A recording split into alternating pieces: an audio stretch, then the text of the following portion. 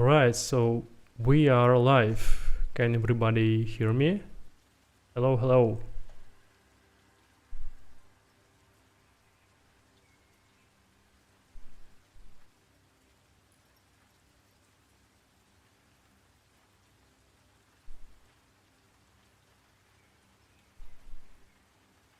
Alright.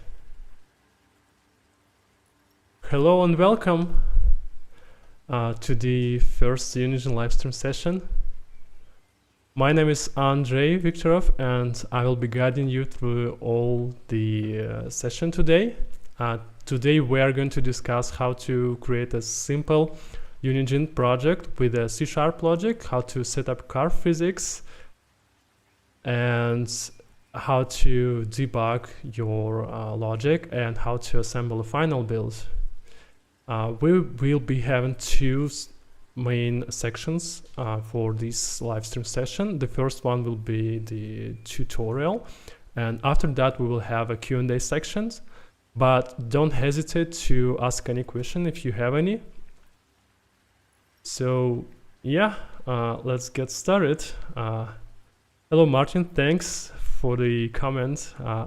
Swapnil Nishat, I'm sorry if I pronounced you incorrectly. You asked how long will the stream run. So I hope we will finish within an hour, or maybe an hour and like half an hour. All right, so I'll switch to the main section here. All right, so first what we need to do here is we need to create a Unigine project. And we'll explain from and to parameter. Yeah, of course. I will go through all the parameters and just show how to set up it properly. All right. So in order to create a project, so you have to have a Unigine SDK browser. I have it here. Let's launch it and see what we have here. So if you are a newcomer to Unigine, then you have to download an SDK first. That would be your first action. So you need to go to the SDK folder, and here you can select which edition and version you can download. We are going to use the latest one from Unigine Community Edition. It's 2.11.0.2. I already have it downloaded. If you don't downloaded it previously, then you need to click install, and then you will have this beautiful rectangle here. Another thing that we are going to use for this particular tutorial is Eastern European Countryside add-on. So you also need to download it as well. All right, so once you have the SDK and add-on downloaded, we can create a project. So I already have one. It's the project that I was training at. And all right, so we need to click this beautiful button. I'll create new, and it will show us this menu. Good afternoon. After recording the stream, can you add Russian subtitles? I'm not sure about it, but if there will be many requests, then yeah, of course I can talk Russian and I can read Russian, but because all of our audience is basically from all around the world, I will be talking in English. I can read Russian though, but yeah. All right, so first of all, we need to set our project name. Let's make it like live stream session 1. Arabic. No, I can't read Arabic. Alright, so location, SDK are fine, engine is also fine. We have two options here. In most of the cases, like most of the time, you are going to work with development edition, and I think this option will allow you to add like a customer project to the SDK browser, but it's like a rare case. In most of the scenarios, you will be using development engine binaries for the projects. what's with German? Can read some words and can speak some words, but not much. All right, so these three these three options they vary depending on your use case and project type. They are fine for us because, for example, we don't need a VR template for this live stream session. For the API and IDE, will you make the source code available? I think, yeah, it's possible. We will figure out how to do it, and yeah, why not? You have like three main choices, like C++, C#, and Unigine script. If you are new to Unigine, then C# is the most preferable way for you. If you have existing code base, it's likely written in C++. Polish, no. All right, so yeah, for this live stream session, we are going to use C#, and yeah, we don't have any choice here because we're using community edition. So yeah, we'll leave this as a float. All right, so here we can add plugins and add-ons. I will leave that as it is for now because I also want to show you how to configure project lately. All right, so let's create a new project. It will take some time, and you can ask me from Colombia here, and you can ask me any other questions about languages, because I see you guys are asking about how many languages I know. I know only 2.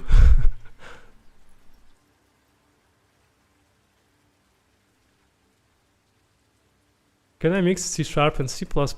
Maybe start with C# and later on something performs heavy with C++.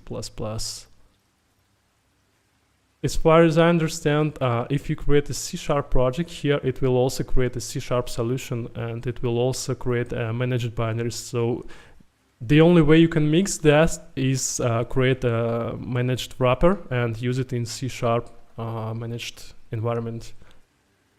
You can do vice versa. You can create your project in C++ and also use C++ component system. You work in Unigine? I used to, yeah. Can C# and C++ be used together as in Unreal, C++ and Blueprints? Only if you prefer C# as a managed environment. Oh wow, that's a lot of questions. All right, so let's skip this to Q&A section and let's focus more on what we need to do now. But I will answer the last question from Paul. Does Unigine have any advanced terrain tools? Yes, it does. It does have like a landscape tool which allows you to create big terrains from geospecific places, and it also allows you to put your geotagged content. All right, so let's see what we have here. First of all, let's open the editor. We have like 4 buttons here, and these are the main 2 buttons we're going to use for today. Let's open the editor first. All right, so I have it here. This engine looks so great. I really surprised it made from Russia. Best wishes. Thanks. All right, so this is the default C# project. What we have here is we have like our menu, we have a parameter window, and we also have our hierarchy here. We have asset browser and we have a console here. So this is pretty much the same between every other engine as well. These basic components are mostly the same between like Unity, Unreal, and Unigine. So we need to define our Unigine terminology first. So we have like 2 main types of things here. The first one is called world. It's kind of a scene. And so what you can see here is called a node. So everything in the world consists of nodes, all right? So are you an Unigine developer? Used to be. All right, so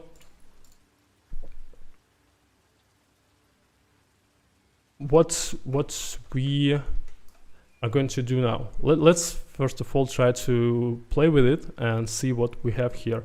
So we have a first-person controller with a camera and the component attached. Let's just hit play and see what we got.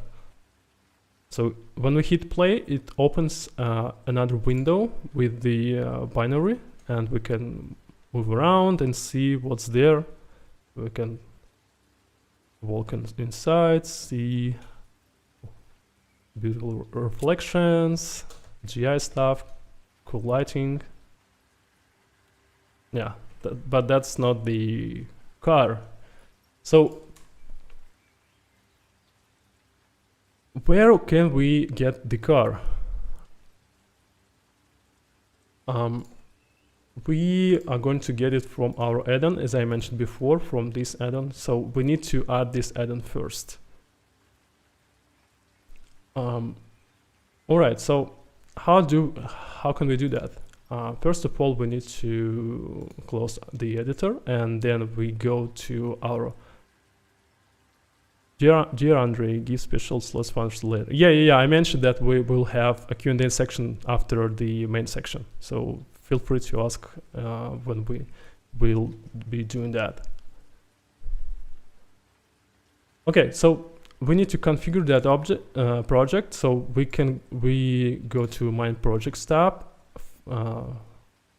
just scroll to our project and go to the other actions, and then configure project. And then we see the same menu options, and what we are interested in here is this button called add-ons. So when we click it, we have one available add-on because we haven't downloaded these other add-ons yet. In order to add it to our project, we just click and drag it here, and then click OK, and then update configuration.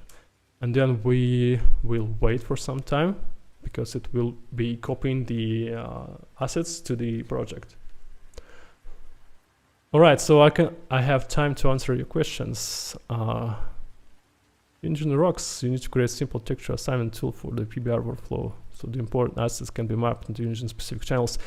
It's actually already done in 3D Code software. It's not done in other DCCs, but if you are using 3D Code, you can export textures to Unigine directly. It has some nodes that's specifically designed for it. Is there vision scripting tool on the engine? Not yet. I mean, if you mean like, is there something like blueprints in Unreal? Then no. Then the answer is no. Does Unigine have a built-in UI builder tool? No, it's only available to you can only build the UI from the code. All right, so let's open up the editor again. Wireless, hello.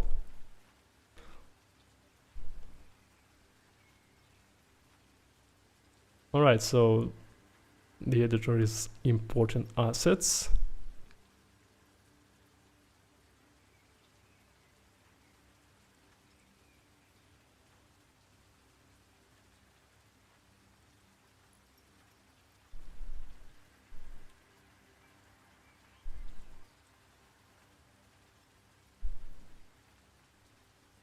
Yeah, it's taking some time.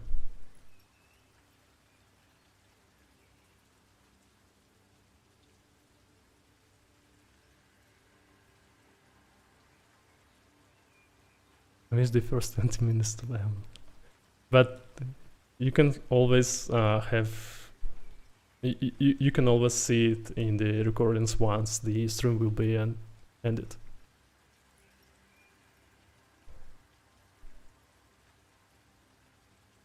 Okay, we are almost done.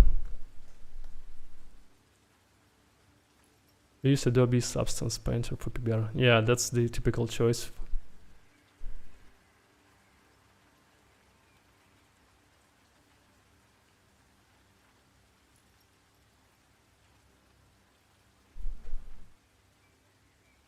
Are other tutorials like this planned? It depends on your reaction. If there is a demand for it, then I think, yeah, we'll see in the future. All right, so now in the asset browser, we have our countryside folder. Let's go inside and have a look. We have another world. It's called countryside. I want more tutorials like this. We'll see. All right, so here we have all the content.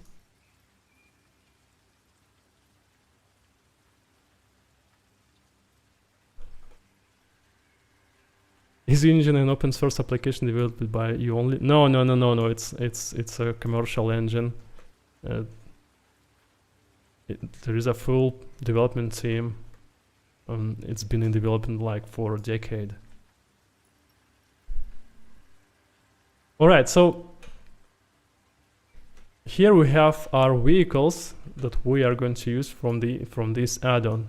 We can also use other assets such as buildings, fences to build the environment, but for the sake of the tutorial, we are going to use one of these.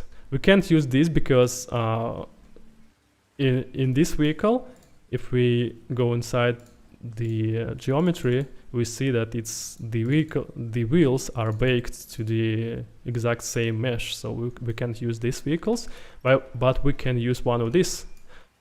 So, dear chat, what would you prefer? The green, the white, or police or medical?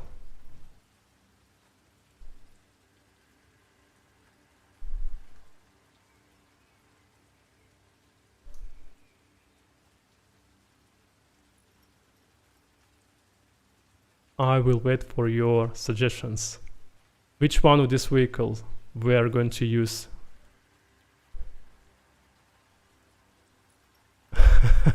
Green, white, med.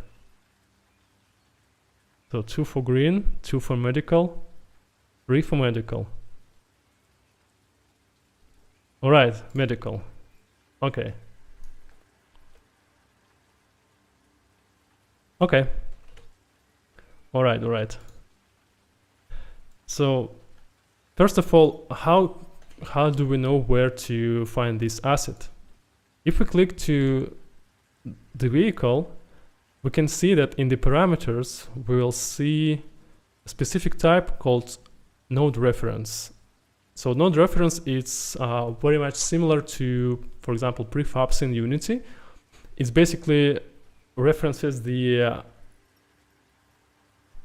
assets that's stored in the hard drive, and we can easily find it. Like, we can just look at the name and type it here, but the I would say the most convenient way is to click this button.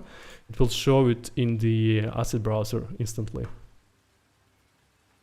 So yeah, what is green box on the bus? What do you mean?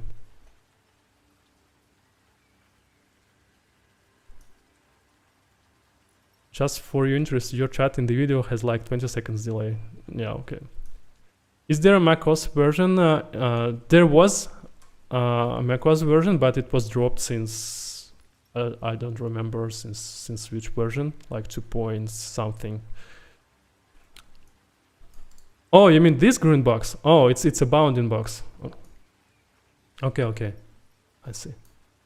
Let me actually change the. Oh, okay, I can change the latency. All right, so we'll have like a 20 seconds delay. Sorry about that. Okay, so we're going to use this, and we already found the asset like minibus ambulance, and it's located in countryside minibus. All right, let's get back to our world. So we have like 2 main ways to put the content on the world. We can just drag it like in every other engine, and we will drag a prefab or node reference. That will allow us to place as many vehicles as we want, and we also can edit one of them. For example, I don't know, what if we don't need like these flashlights? We can just go inside the node reference, like click edit, and then we see its contents, and then we do some edits, and then we can hit apply, and then it will just disappear from all of these nodes. But there is also another way for placing the content here. We can hit right mouse button, and we have a context menu here. And in the context menu, we can click on the place as a node content. And here we have like a specific node, and it's unique. It's not a prefab. It's a prefab contents, but it's not linked to node reference and to the asset. So if we again make changes here, for example, we enable the flashlights, we see that on all these vehicles they went back, but not on this. So this is the difference between ways to place the content. Alright, so let's delete all unneeded cars. And yeah, here's our car. And alright, so let's prepare the physics. For example, if we just move it a little bit higher and then run our build, then we see that nothing will happen. It will still be in the air.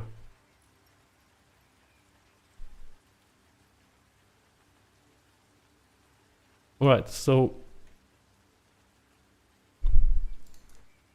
what we need to do to make it like behaves as a physics object. Okay, we can go to the physics tab here in the parameters. Basically, we need to click a node like minibus ambulance node. Then we go to the parameters tab and then go to the physics tab. And then we can select which type of physics body this object can be.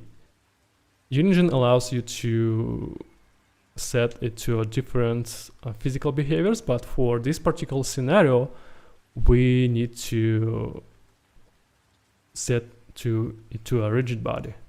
So when we set it to a rigid body, we can define the shapes.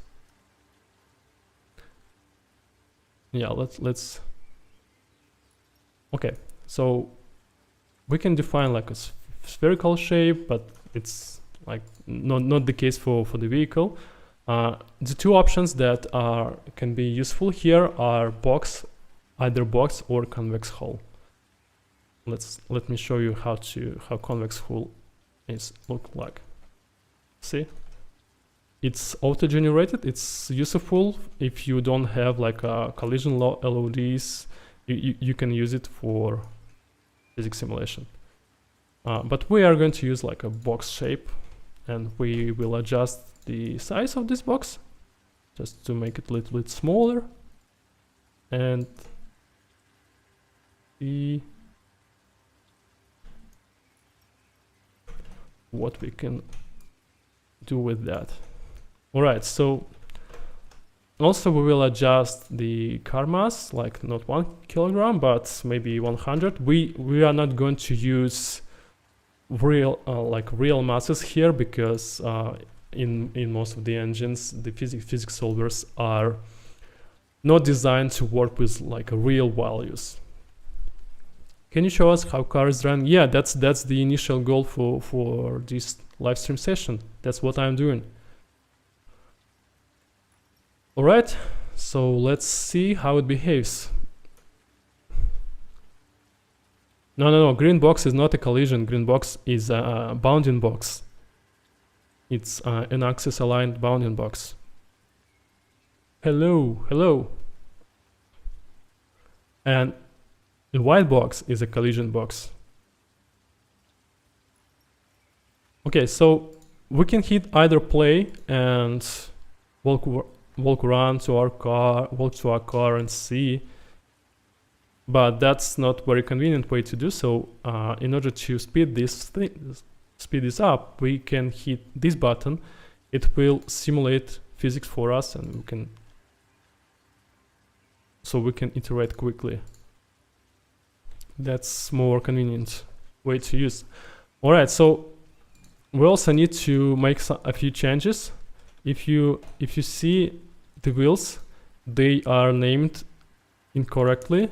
This means like back left, but it's not on the back. So let's fix that. Like front left is actually front right, right? Yeah, it's so this is front left. This is back right. This rigid body to the wheels. Yeah, correct. That's what we are going to do next. And let's see what we can also do. All right, so I think we are fine. So next step is to create collision shapes for and physics rigid bodies for the wheels.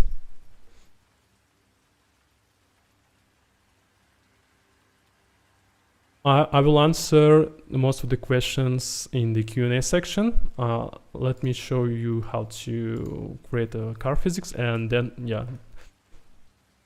I think we will have some time when we are going to assemble the final build. So yeah. All right. So what we need to do is we can select all 4 wheels and go to the parameters physics.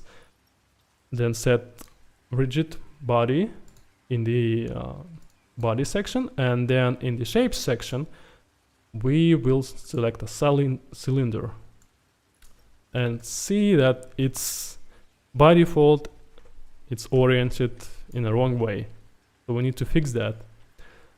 We can go to the rotation here and set this to 90.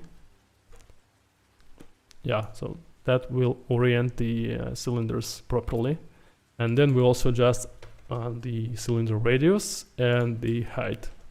It's like 2.5, something like that. Leaving the stream, we'll watch the recording later. Bye. Thanks for coming here. Okay. So now we have like a nice wheels. Okay, let's save and see how it all behaves. Okay, so it behaves as intended. So no connections between wheel and car, but the objects, they behave like a physics object, which is cool.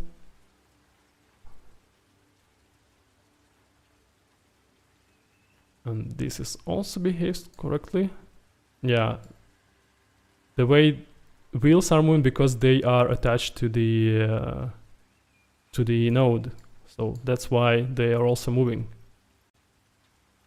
We can fix that. We can just move it outside, so now they are independent.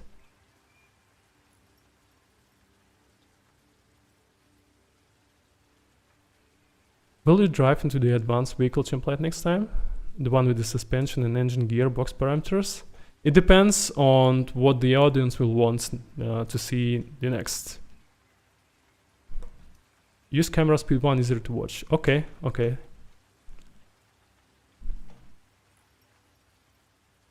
Will you think with mesh deformation? Probably not. Definitely not on this stream. Alright, so the next step is to set up the joints. This is the trickiest part in this content preparation. Alright, so let's create the joints. For the wheels, there is a specific joint. It's called wheel joint. So we are going to use that.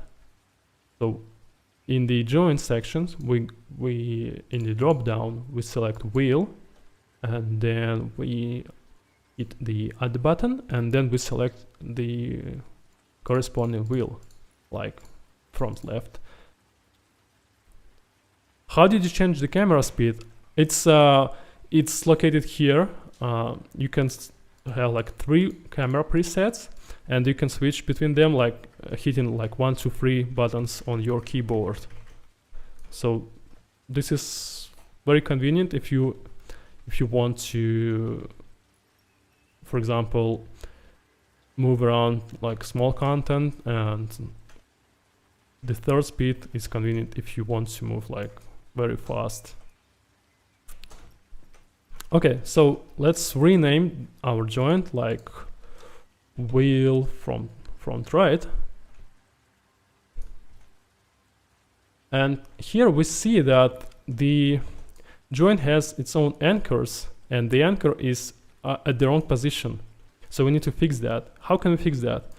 So we know that this joint should attach our front right wheel. Okay, so this is our wheel. We can go to the transform and just copy all these values, but there is a much more convenient way. Let me show you. Here we have 3 buttons. If we go and we hit like fix 0, then it will automatically set the anchor to the wheel position. All right, so let's continue and add other vehicles, wheels. Front left. Also, let's fix the anchor and add another wheel. Hi from Brazil. Hello, Russo. Hi from Tomsk. Hello. Let's also fix this one. What is fix 1 and fix 0, 1? So fix 1 will fix the anchor 1 position, and fix 0, 1 will fix the axis. I will talk about them later. So the thing that you need to understand here is that you have to set the joint anchor at the correct position. So that's the important thing to know. This is a helper button. If there isn't any button here, that you can also always go to the corresponding wheel, just see its position and just copy it to the joint anchor position. Okay. All right, so, and we need to set up the last wheel. Back left. Let's also fix the anchor. So, all right, so if we select all the wheels, that we see that all the anchors, maybe not all, which one is this? Front left. Okay, front left. Yeah, it is also in the correct position. Right, so all the wheels are in the correct positions. This for a game. You can use this type of physics for a game. It's kind of arcadey physics, so it's not like a real car physics with all the gears and stuff. This is very simple car physics. Nice car, thanks. Okay. So if we hit play, what we'll see is not what we expect. Let's see. So it goes under this plane, under the ground. So the way physics joint work, they are using what's called physics raycasts, and we need to enable that on our ground first. So we select our ground, and then we go to parameters, nodes tab, and then we go to surfaces. And basically surface is, you can think of it as a submesh. So every object, every node in the scene that has mesh in it, it also has a surfaces. So basically mesh consists of surfaces. Where we found these textures, this is an add-on that is available in the Unigine SDK browser. Okay, so we need to make sure that on the ground supports the what if the mesh have several surfaces? It's totally fine. For example, in this minibus, see, it has like LODs, it has different surfaces for different material types. It's totally fine to do so. And each surface can be individually configured. For example, you can configure visibility distances for LODs, you can configure like different materials, intersections, collisions. It's up to you how do you configure your surfaces. Okay, so let's enable physics intersection on the ground, and let's hit our simulation again.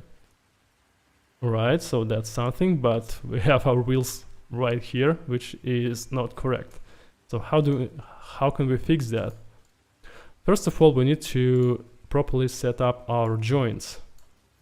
Let's again select the car body, go to the physics tab, and here we need to fine-tune our joints. First of all, we need to adjust wheel radius. As far as I remember, we set it to like 0.4. Let's see. We need to be sure. Let's go to the shape cylinder, radius. Okay, yeah, 0.4. So that's fine. Okay.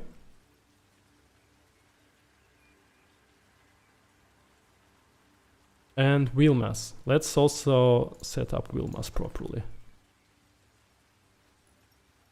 Let's also select our joints, and in the wheel mass, let's set like 25. Again, these masses are not real. We are basically, the whole point of arcade physics is to make it look good, not to make it behave real. Okay, let's see. All right, that's something.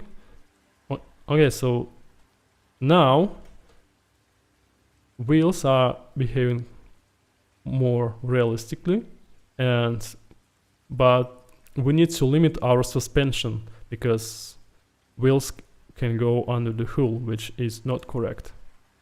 How can we do this? Again, let's select car body, go to the physics tab, select our joints, and here we can set the limits to our suspension. So we can set how far it can go, like we can set like two limits.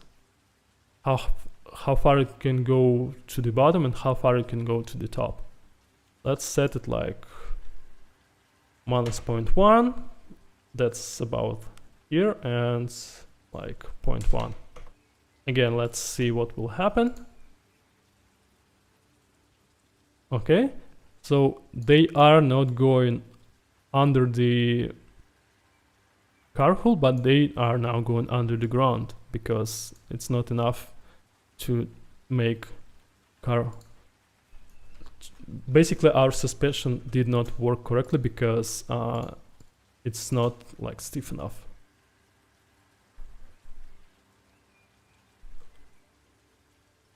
Okay, so what we are going to do next is we are going to fine-tune our suspension forces. So in order to do that, we have two parameters here. First one is linear spring.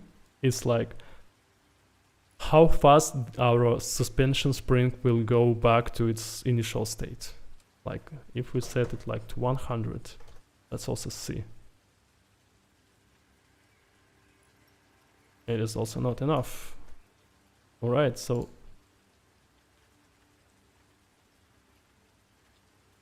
let's also try to let's try extreme values and see. Basically, we are going to experiment. Okay, so that's better.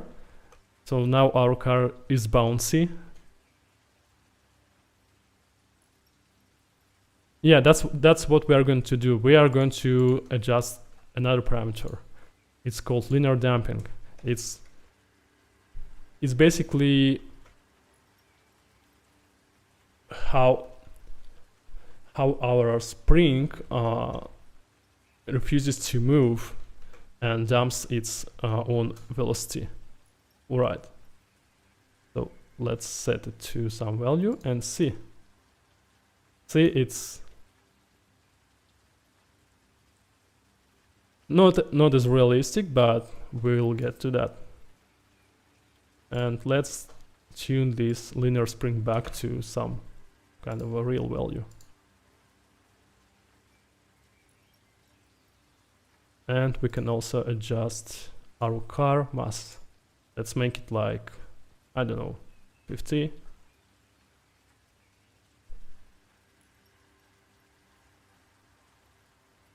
Still not enough. Okay, let's make it this stronger and this a little bit less stronger. Okay, that's more realistic.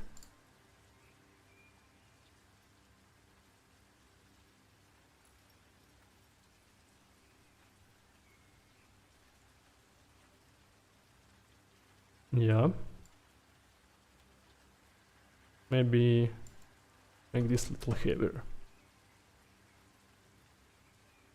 Is this engine available to develop Android games? No, it's only available for PC platform.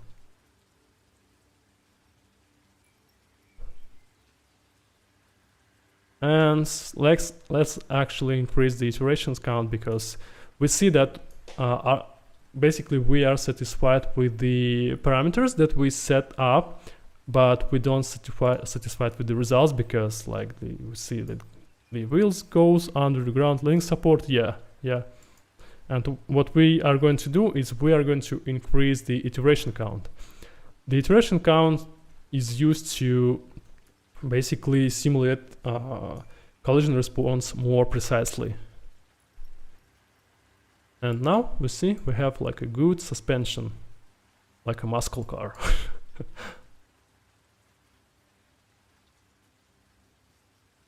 Yeah, it's fun to play with it. Yeah, now it behaves more realistically. Okay. Yeah, so let's make it a little bit less bouncy.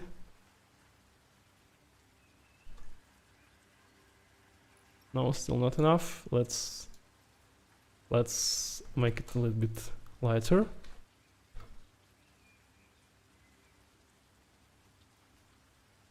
No, still not enough. All right, let's make it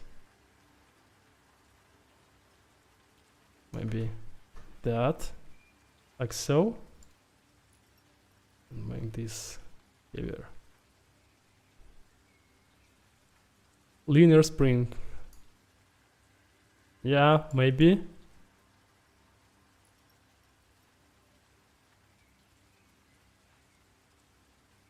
Maybe a little bit more. Let's see. Almost.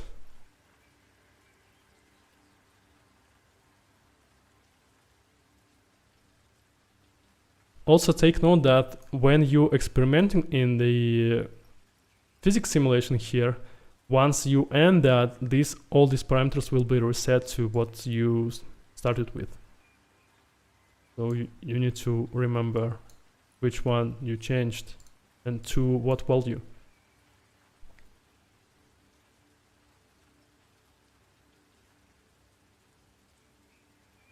I don't like how it's...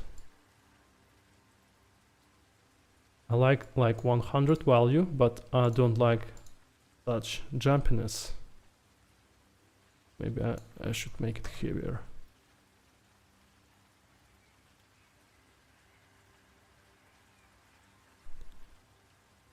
So you can save the value while held physics simulation on. Yes.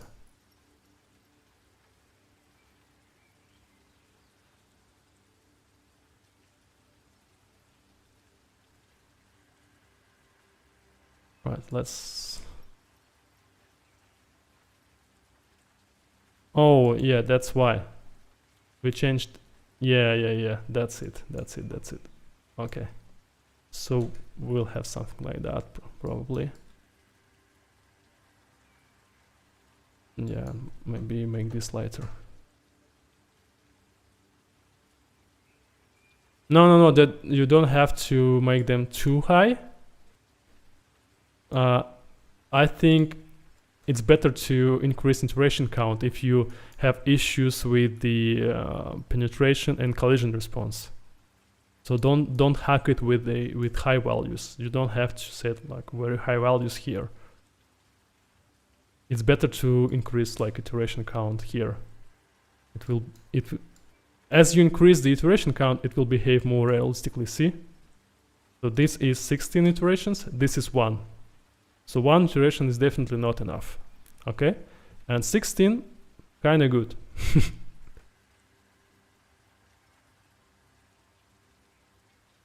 Yeah, I like that. All right, so what we changed?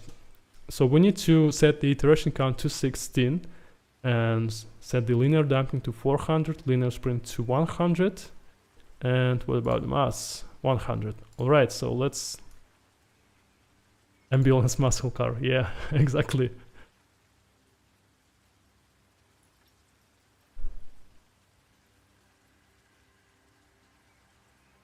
All right, so here we adjust 100, 400, and iteration count to 16. Let's test it again. What is the performance cost of iterations?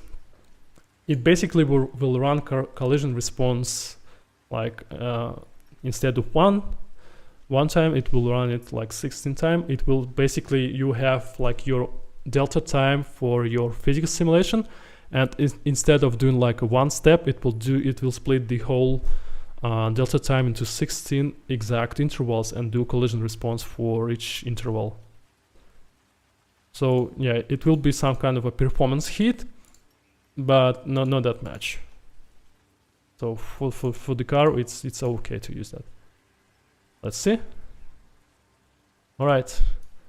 I also noticed that we have some issue with the wheels. So see, if we start like how they oriented here, if we start our physics simulation, they will just rotate like 180 degrees. So this is caused because initial wheels here, they have like incorrect rotations. Here, let's first fix this car. Let's fix this car rotation. Okay, let's fix it like that. So we move to the child as a child object, then we rotate the car, and then we reset the transformation.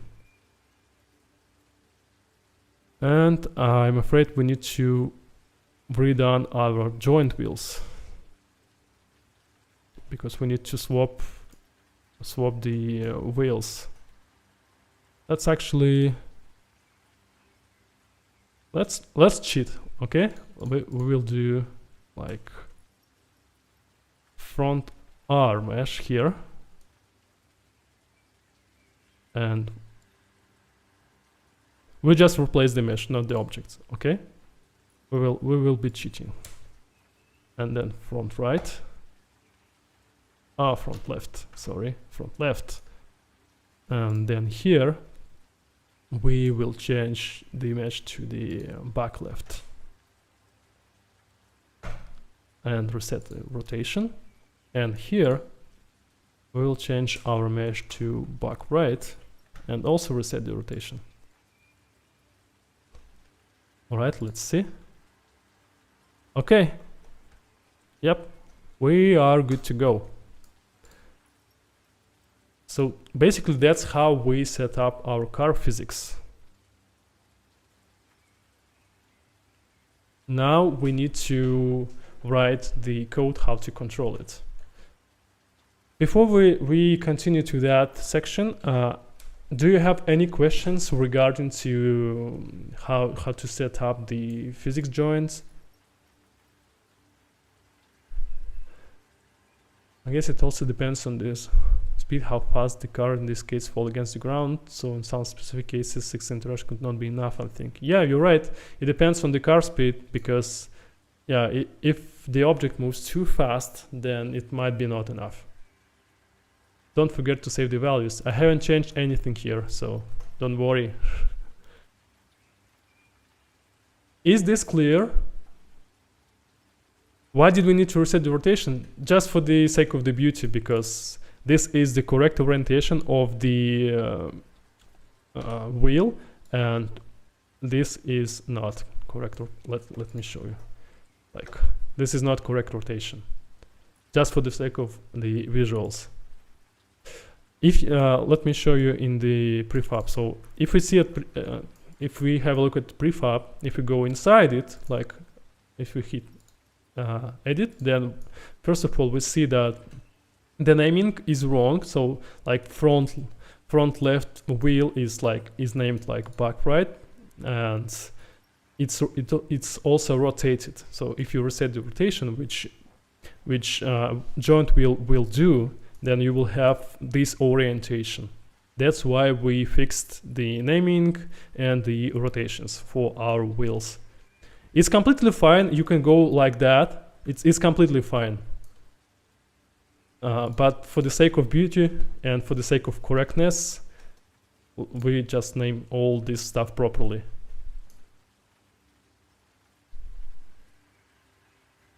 All right. So now we can go and start writing our code for the vehicle physics. All right. So what we are going to do? We are going to create what's called a C# component. In order to do so, we are going to our asset browser, just find some nice place for our components. Maybe we can create like a folder called components. Go inside and then hit right mouse button and then hit create and create C# component. And then we just type component name like car, and then we will have our C# script. So every node in the world can have what's called components and or properties. So properties are just the like named parameters that you can set here, and basically think of it as additional metadata. You can also attach C# components to the node. It's basically you can drag it here or just type the component name here, and there you have it. So what you can do with the component? It's a fully fledged C# code. If you double click to the component, you will have like a Visual Studio Code opened and or any other editor of preference. You would say that C# API is on par with the C++ one. When you select to go with C# API, you are basically using .NET managed environment, and you can't run like native code inside it. You have to make a managed C++ wrappers or like do a pinvoke in order to call native code. OMG, why Visual Studio Code is transparent? It's a plugin. Can I use MonoDevelop? Of course. You can use any editor you want. Let's show in the Explorer. I can open like a notepad and edit my code here. It's up to you which one you're going to use. I used VS 2019 very well. Yeah. If you want to use like a fully fledged Visual Studio IDE, you can go to the My Projects and hit like Open Code IDE, and then You'll have a Visual Studio opened, you'll have all your source code, you'll have like a car component, you'll have all the project components, and you'll have like your three main logics here. So yeah, the scripting model is pretty much similar to Unity, with the one exception. You have the access for the global stuff, like what's called world logic, or like system logic. So system logic runs with your application and lives with your application. World logic runs and lives with your world. So when you load a world, so the logic will call init, then update, and stuff like that. This will be called like every time and until your application will still alive. So that's the difference. If possible, can you go into a bit more detailed explanation about C# API? So C# API is based on the, of course, on the C++ API. It's basically a set of wrappers. Let me show you.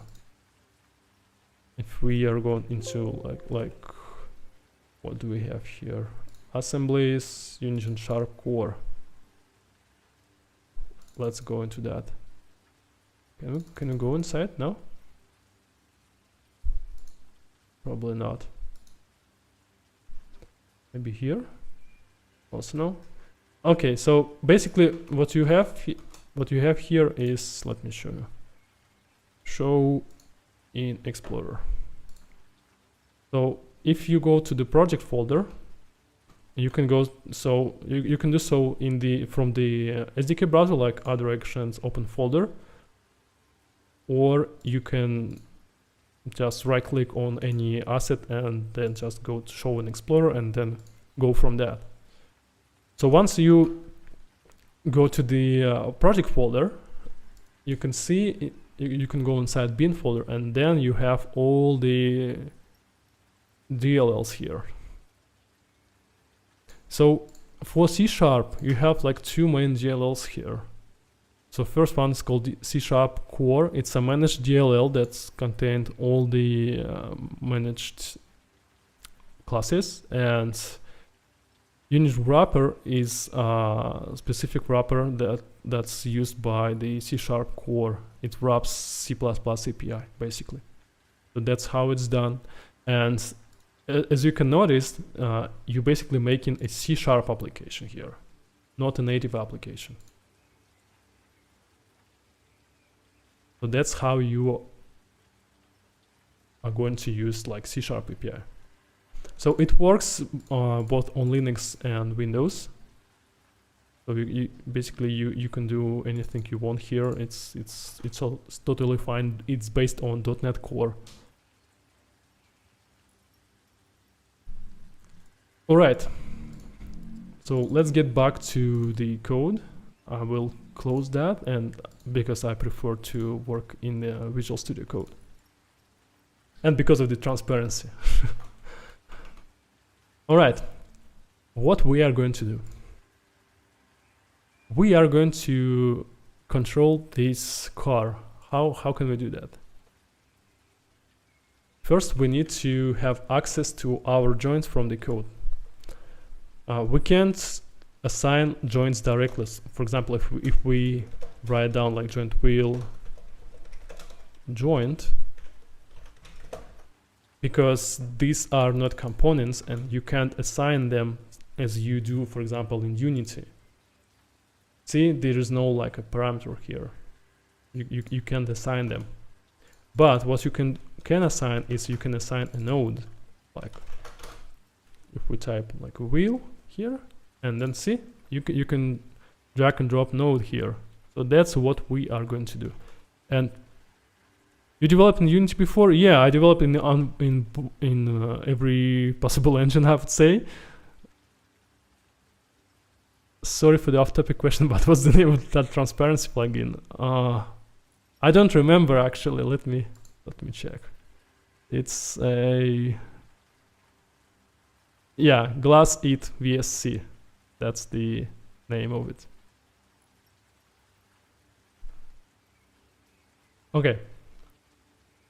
So we are going to make a bunch of these nodes for every wheel, like right, front.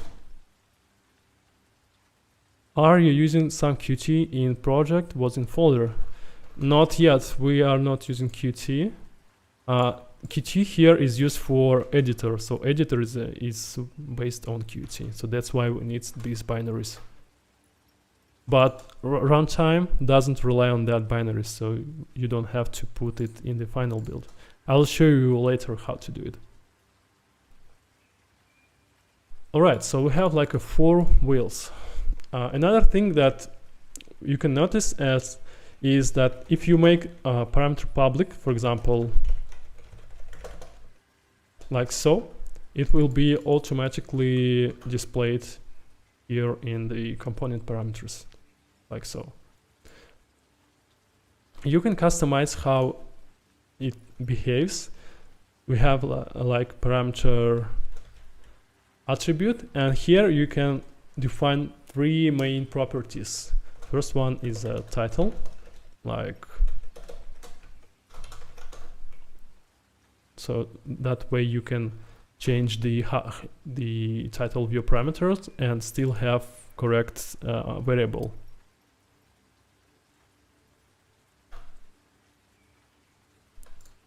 Another one is what's called group.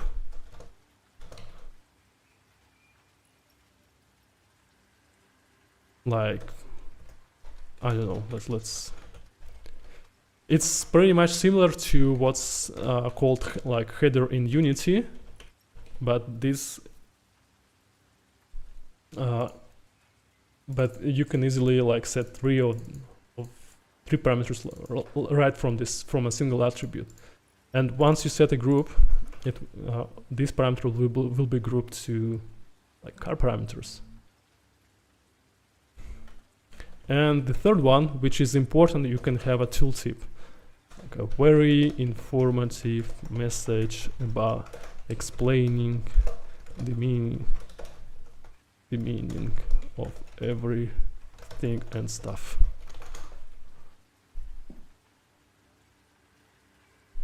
And when we hit the what is a parameter? Parameter is a C# attribute that you can put on any public field and even private field. And you can define how will this parameter will look like in the editor.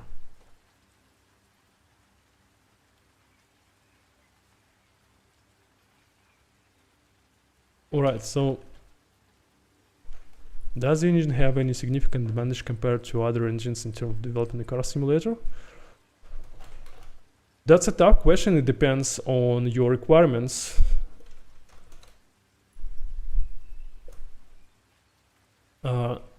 You can also have the same thing for private parameters, like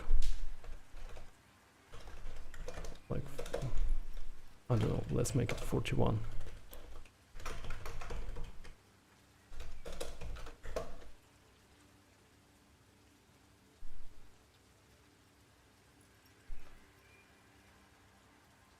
And you see that there is no like a private parameter here because it's a private, and even though we defined how it should look like, we still haven't seen it yet. But in order to see it, we have another attribute which is called show in editor.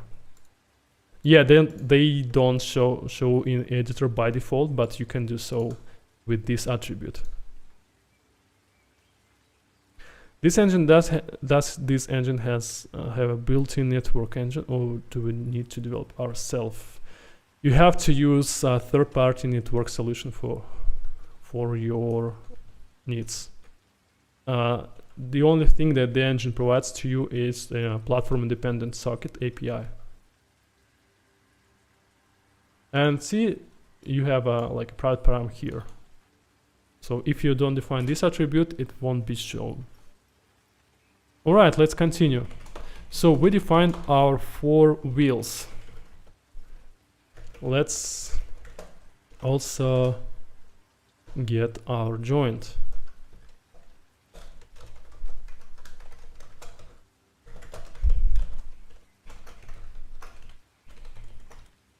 right, front right. Okay, and let's also actually no, let's keep it like this. And here in init we can get our joints, like if we have wheel, then we can get it from the wheel. Actually, we can get it from the node. We need to get it from the body because and actually if I have any errors like here and I save it, then the editor will tell me that it failed to build the project, and if I miss this message, then I can always go to the console and see what the errors are.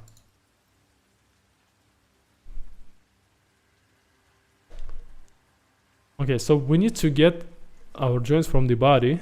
In order to do so, we need to like object body to get its object body, and then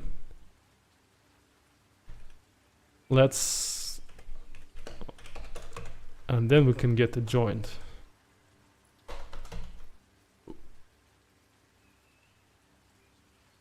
Possible expose struct in editor to its member to not have one group.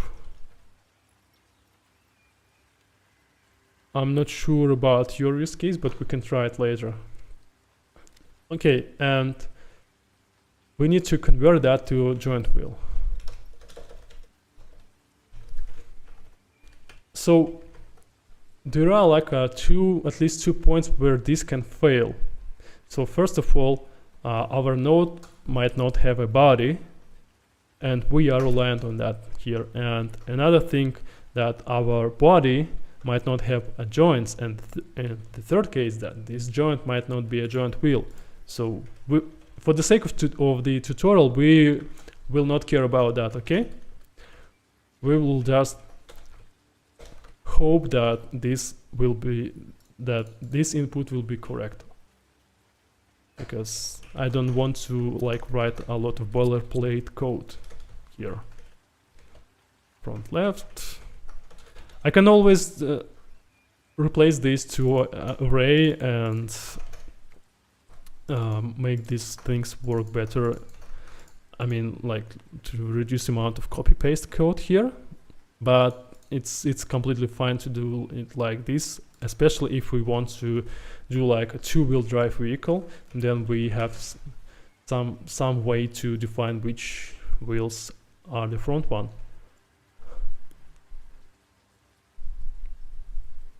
Hi, how can I enter the Unigine community forum? You have to register on the site and ask for the community license, and after that I think you will have access to community forum.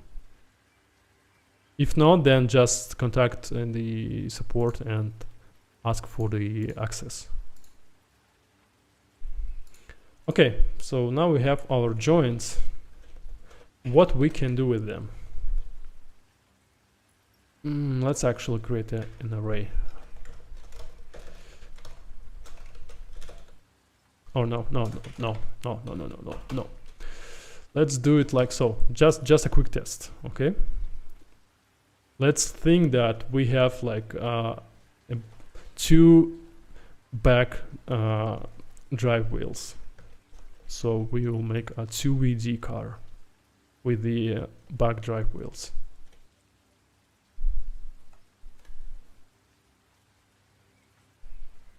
What else? Let's make this vehicle move. In order to do so, we need to set the angular velocity of this wheel. Let's angular velocity. Let's set it to some value and just see what will happen. Let's move our wheels to the correct positions.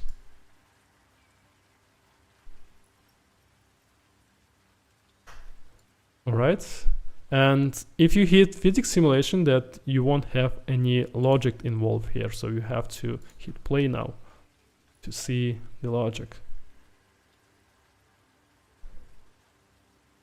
And let's have a look at our vehicle. It's not moving. Let's make this like extreme values. Thank you for showing us all of this. Really helps. We appreciate your time. Thank you for coming. I hope it helps. Let's see. Still not enough. Oh, it's moving finally. Slowly, but under the champ. Yeah, hashtag.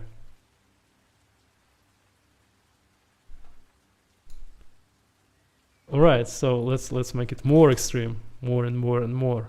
Let's see how fast it can move. I just want to play around. No?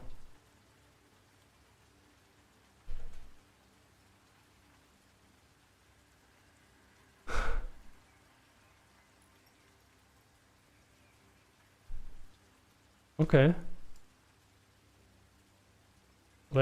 Let's make it like four-wheel drives. Let's just fool around and experiment and see what will happen. That's the natural way of learning.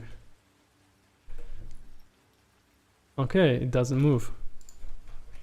Let's also add some torque to it.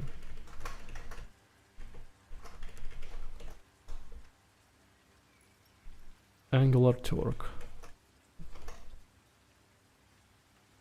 Don't use extreme values 20 minutes later. Yeah. We can use extreme values only to see the instant effect. We don't have to use them like in the final version. If you want to understand something, then yes, you usually use some extreme values like 0, 1 over 0, 0 over 0, stuff like that, and or maybe some high values. Let's see. Oh wow. Okay, it's finally moving, but it is angular. But it is too heavy to if it has some initial angular velocity, like extreme angular velocity, it seems like it's not enough to make it move. But the torque, it's the correct. Can you show us the compiled version? What do you mean by compiled version?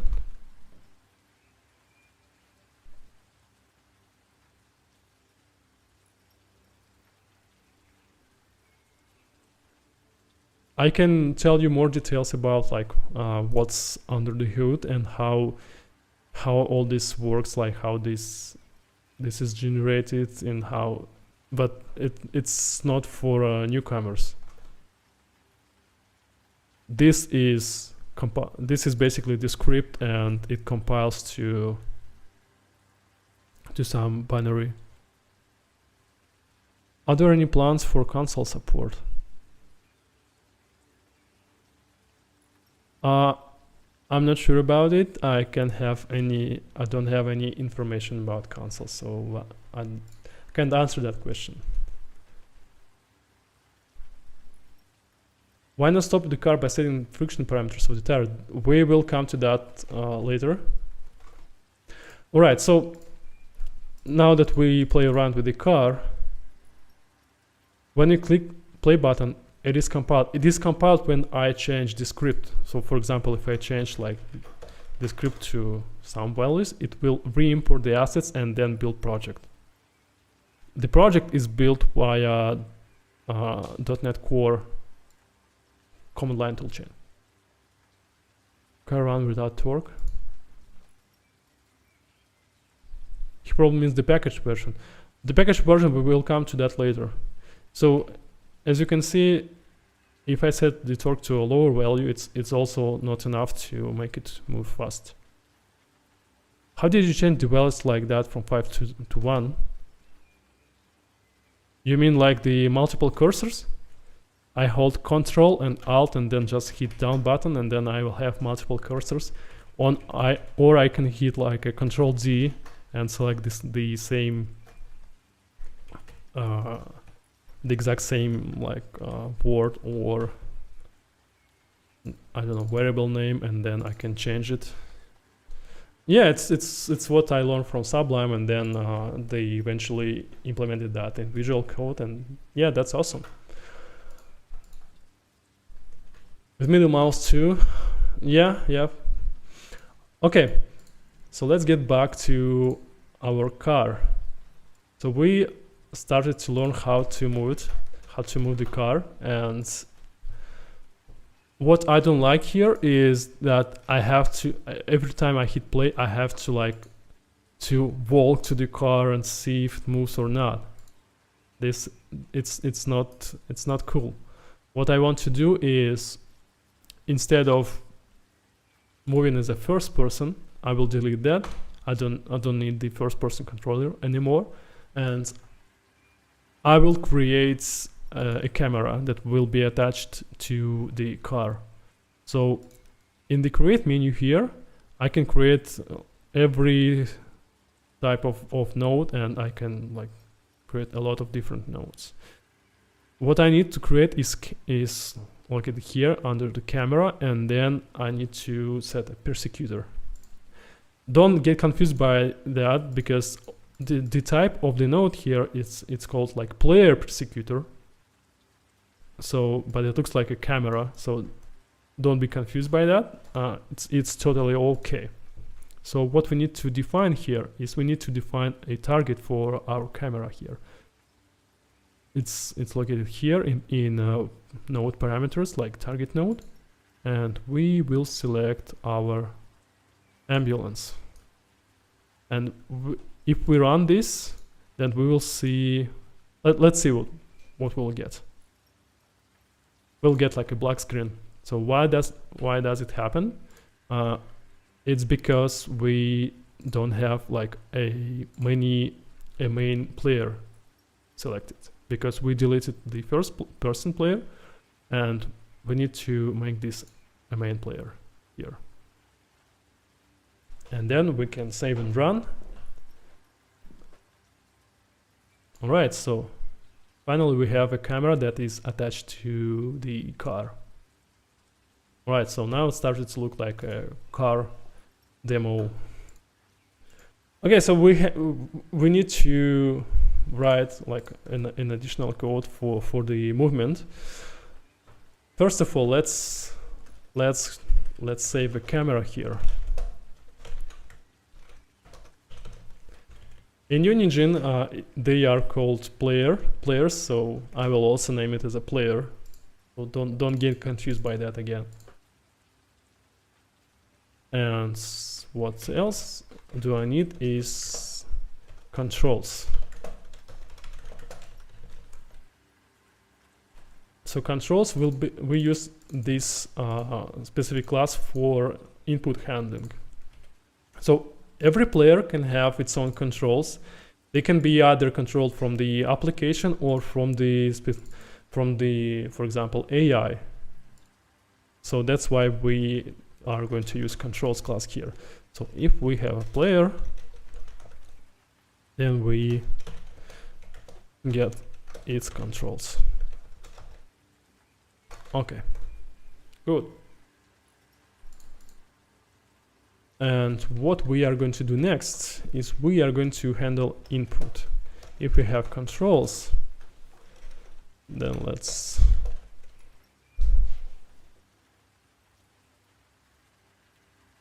persecute set targets is inconvenient when there are many nodes. Yeah, I also wish that it's possible to just drag the node here. Do you know if there are any plans to make the source code available like Unreal? I don't have any information about that. Okay, is moving forward. How can we detect that? So in controls, we have what's called states.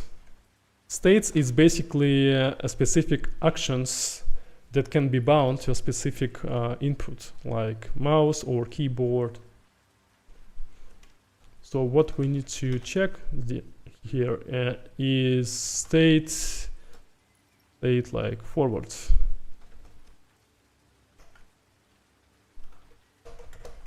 Like so. And then if we move forward, let's do it like so.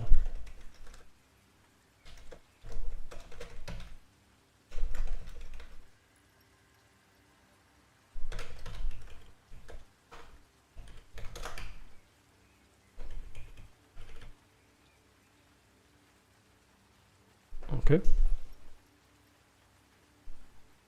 I think it's like Unreal Engine. You have to ask for the source code. Unreal Engine has a source code available. And we also have to set angular velocity.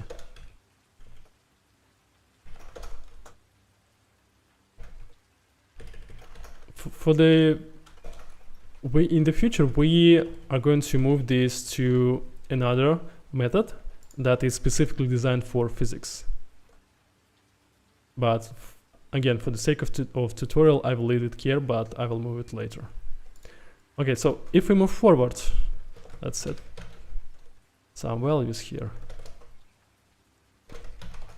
like so. Glad to see you, Andre. Hi. Long time no see. How have you been? Alright, so let's try to move it forward. So when I press W, it's a default binning for this state.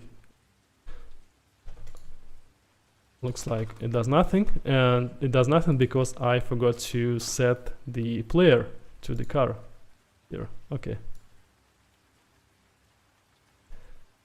What about the X12 or Vulkan support next year? I don't have any information, sorry.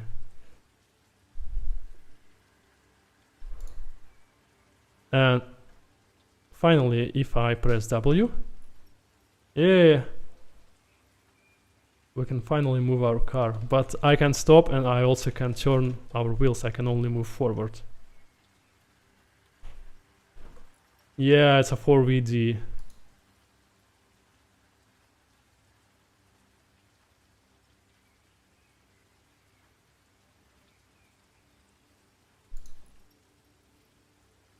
Okay, first of all, let's move these constants to parameters.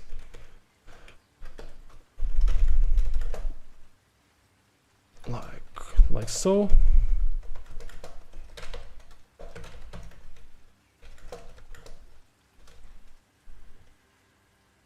Like so.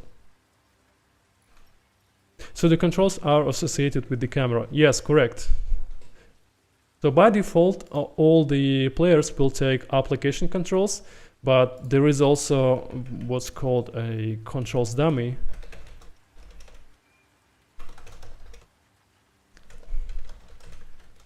So you can do things like so. For example, if we have a player, then we can set its controls to controls dummy, and then we can set our states. For example, you might have an AI or some kind of a logic, maybe, I don't know, like a machine learning, which should only control the vehicle through the same input as the real human. And that way will allow you to do so. You don't have to change your input handling code here. The only thing you need to change is to set different controls to the player, and then just have another logic, maybe in another component, that will be setting these states for the controls dummy. So that's the idea behind this architecture.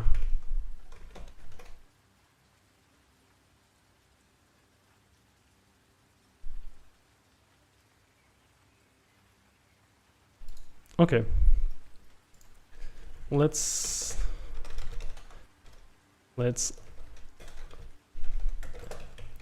add backward movement.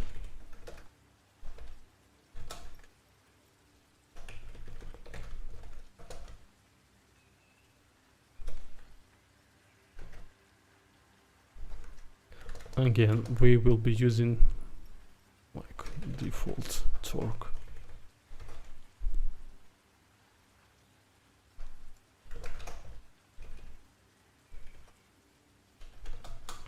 what I'm doing here is like not really the way you should do it, but again, I will change that later. I'll just show how you can use like controls, how you can assign different values here and there, and after that we will make an improved version of it.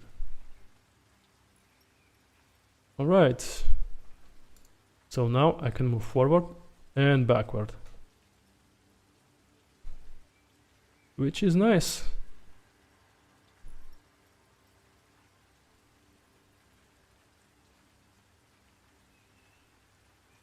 All right, let's fix the thing with the velocity first.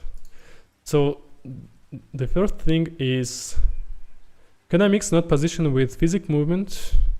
Move node forward in update and do physics and update physics, or is it bad practice? It depends on what you want to achieve. If you want to move physical objects like you do with typical nodes, then every body, let me show you like object body. It has like three different transforms, at least two transforms, like set velocity transform and set preserve transform. These are depend, for example, if you prefer to use set velocity transform, that it will recalculate angular and linear velocities. If you want to use set preserve transform, it will move the body and preserve the current angular and linear velocities. If you just use transform here, it will reset all the velocities. So it depends on the use case. Instead of the IDE, can you create this in the editor as a node? What do you mean?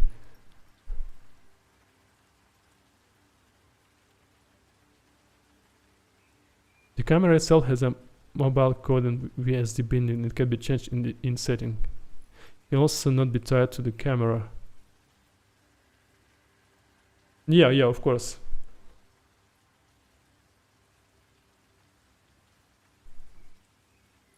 From my experience, you should always update force and torques in update physics, or you will get wrong results. Correct. That is correct. That is what we are going to do next.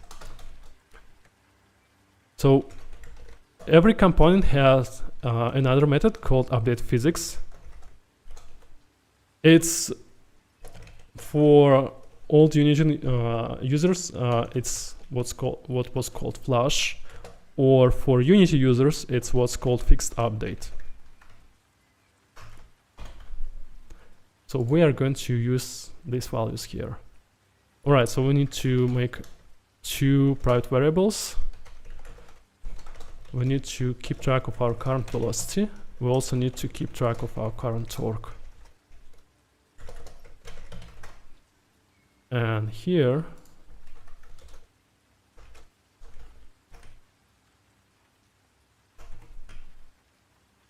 we are going to use these variables.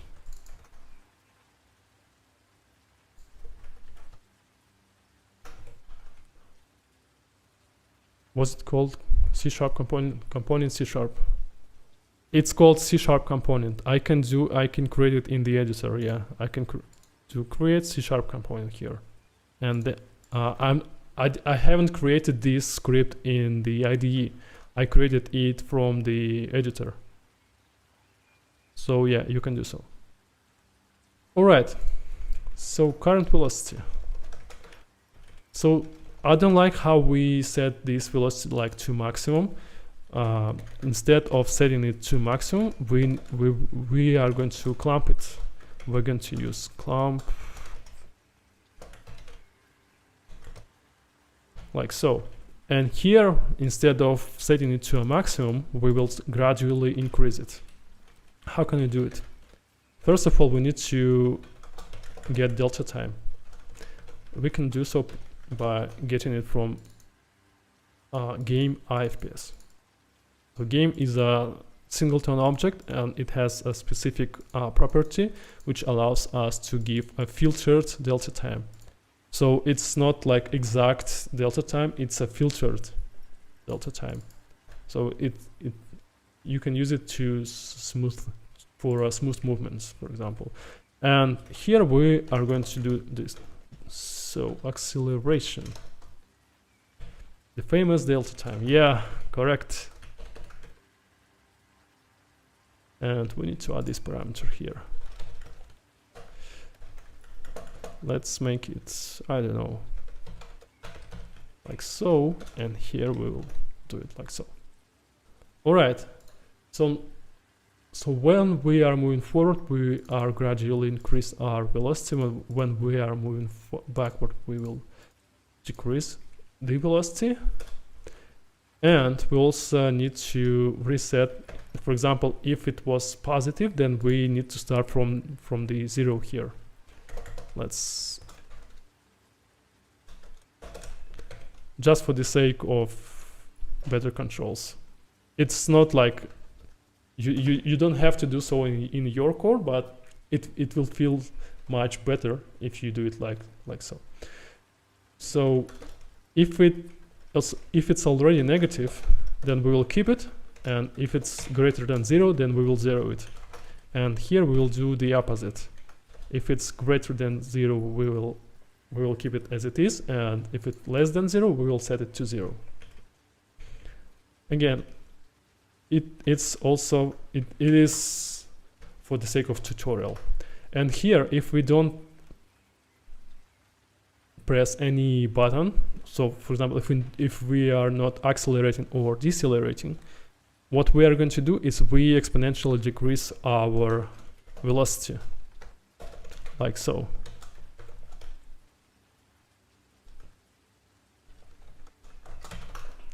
This is basically a simple exponential decay for the velocity. It basically imitates the air pressure. All right, so this is enough for the vehicle movement. What's left is vehicle rotation, and that's a tricky part. I will show you later why. All right, so now we have a car that can move forward and backward with the suspension and joints. Cool. And we made our first C# script. All right, so what we are going to do next? Before we are going to implement the turning wheels, do you have any questions related to that part? Will there be more future tutorials that are a little easier to beginners in the future, like a rollerball game? Maybe, I don't know, maybe. Do you have any questions about that part?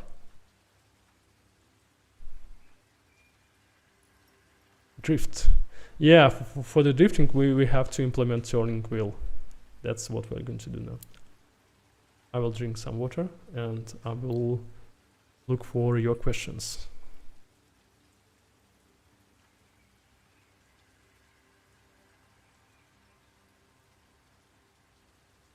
Any chance you will make a character and AR tutorial? In the future, maybe. Ambulance drifting. Yeah, exactly.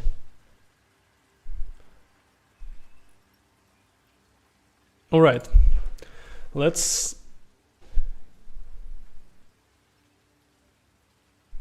can you move the car just with add torque?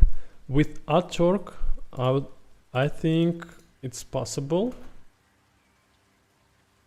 but you have to use like, I think you have to use like big values. It's better to control velocity for the sake of the better controls. If you want to, if you are designing your world in terms of physics simulations like impulses, forces, then yeah, you can use like add torque and add force, add impulse, stuff like that. It's easy to put a ragdoll in the car. In order to do so, we have to define the collision shapes for the interiors, and then we can put a ragdoll in the car. I'm not sure we're going to do that because like we would have to extend the timing of this live stream session. All right, let's like flat out. Yeah, exactly. And we can also have, we can also try to make this glass as like breakable. Right now, all the wheels are moving the car like 4WD. Is it possible to have a car with front power wheels? Of course. The only thing we need to do is to remove torque and angular velocity from back wheels. That's it.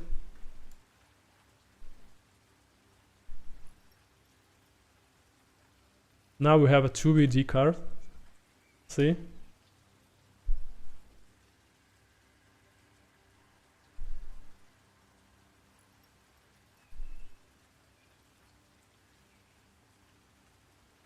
Yeah, I want to implement a turning wheel. All right. So first of all, let's understand how can we rotate our wheels, because if we run a physics simulation here with the car, if I try to rotate the node, the joint will set it back to its initial position. So that's not the case. So we can't do that. Instead of rotating the node itself, we will be rotating the joint axis. So here we have like 3 axes. So first axis, which is named 0,1, it's a suspension axis. It's used for the virtual spring. It's a vertical axis. So the second axis, it's an axis of the, it's a spinning axis. Basically, wheel will spin around this axis. It's a local to the wheel. And the third axis, actually this is what we need. Let me show you. If we set it to some vector, then it will orient our wheel, and the wheel will still rotate by its relative axis, which is set here. But the orientation of the wheel is set by the third axis. And that's what we need to change in order to rotate our wheel. So that's what we are going to change. And another thing, that if you basically you can select a joint from the wheel, and you can select the joint from the body here, like from the car body. So you can, for example, what front right, so you can select front right from the wheel, and you can select front right joint from the ambulance itself. And the thing is that the anchors will be swapped, and this axis will be also swapped. So if you select it from the wheel, so the correct axis will be 1, 1. Let me change its values. And if you go back to the car body and select the exact same joint, that you'll notice that now it's axis 1.0, 10. So why is that? This has happened because when you create a joint, it saves the order of bodies, and it doesn't swap them when you select different bodies. So that's why these values are kind of swapped between different bodies. So don't also get confused by that. All right, so let's reset this. And if we are going to get the joint from the wheel right, from the wheel node, we are going to change 1, 1 axis. Okay. So let's start with the angle.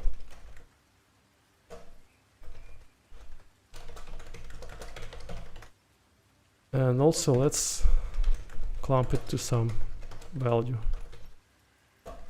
like 30 degrees.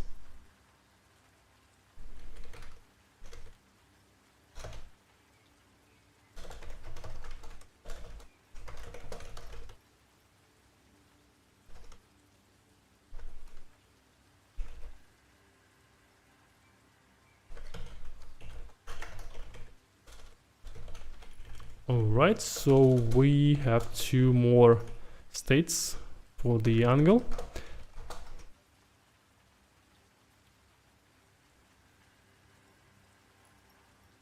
Angle. So if we are going to turn right, we are going to increase our angle. If we're going to turn left, we're going to decrease our angle. And here we need to delta time and some kind of a turn speed.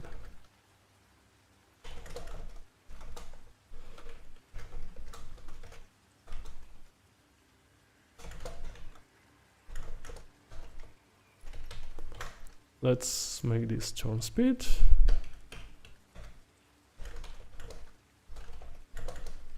I don't know, let's make it like 4 or maybe 50. Okay, we'll see. Alright, so now we have our turning angle, and we actually need to do the same with what we did with the velocity. We also need to set it back to 0. So how can we do that?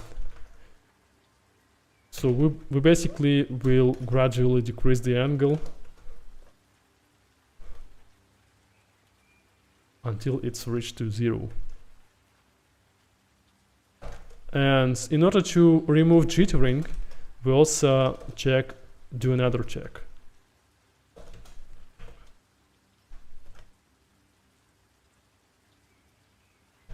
If our angle is under a certain threshold, we will just zero it. Why do we need to do that? Because if we don't do that, then we close to 0 will have this behavior. Like so. Because it will never reach 0 here. And we want to avoid that. So that's why we need this additional check. Alright, so next, let's set the joint axis correctly. So all we need to do is to set the joint axis. Let's actually make it here. X11, and here we need to make a vector. The easiest way to make a vector is to get it from rotation matrix. Like rotate Z by this amount. Is there a recording?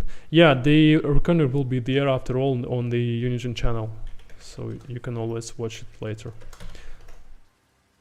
So the way this works is basically we will have a rotation matrix, and we will take like an X vector. Basically let me show you. If this was our initial matrix, this is the Z-axis, this is X and Y. And if we rotate it to some kind of an angle around Z, then this will be our new axis. And what we basically do here is we are taking this vector. So that's what we are doing. And why we are taking X? Because default axis rotation is 1, 0, 0. That is exactly what is default value for X axis. So that's why we are doing like get column 3, and that's why we are getting like 0 here. Let's see. Actually, let's clamp it first.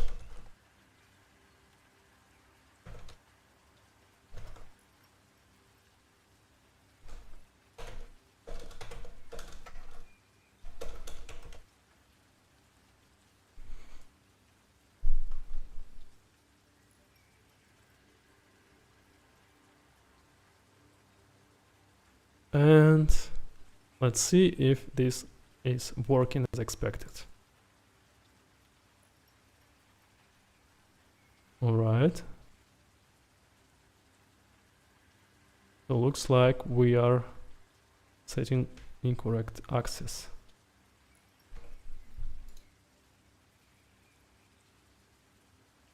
(1, 0). Oh, whoa, whoa, whoa, whoa, whoa, whoa. Wrong variable. Wrong variable. Drunken car. Yeah, yeah, yeah. Crazy wheels. And maybe we are still using the wrong axis. We will check that out. No.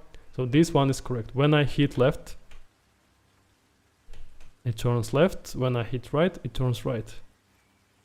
But the rotation is wrong. Okay. So we need to set different axes. 1, 0. Why isn't that in physics update? Because we are not setting velocities or forces, we're only setting axes. So that's why it's in update. Let's make another try. Again, the wheels are turning as we... Yeah, that is the correct behavior. And I missed the sides. I need to increase it here and decrease it here. Alright, so when I press D, then the wheels are turning to the right. When I turn A, they are turning left. Cool. But I don't seem I'm not sure why they are don't turn backwards. Oh, that's why they are doing it very slowly. So we need to do that as well. Okay.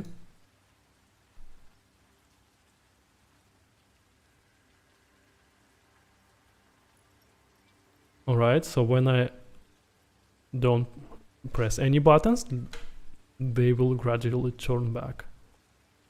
And now we can drift. Yeah, it's not very stable. I'll do reload.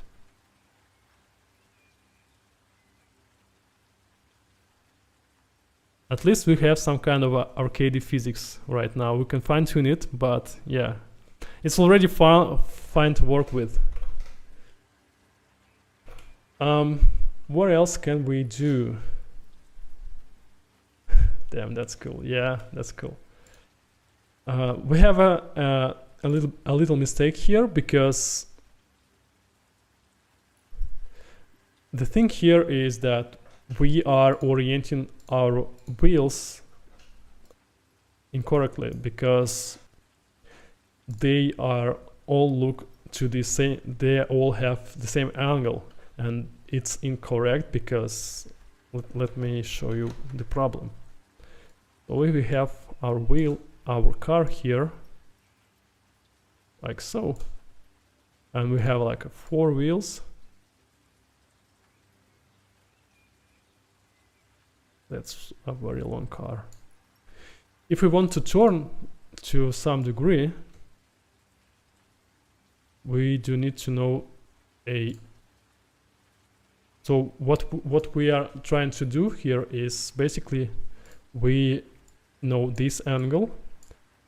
This is our angle, and this is incorrect because if our car will have only one vehicle that is located here, then it will be correct. But instead, we need to calculate additional 2 angles.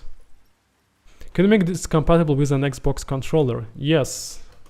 There is a specific controls class which calls controls XPath 360. It uses X input, and you can basically add any X input device to it. So yeah, and the cool thing is that you basically don't need to like replace all this stuff here.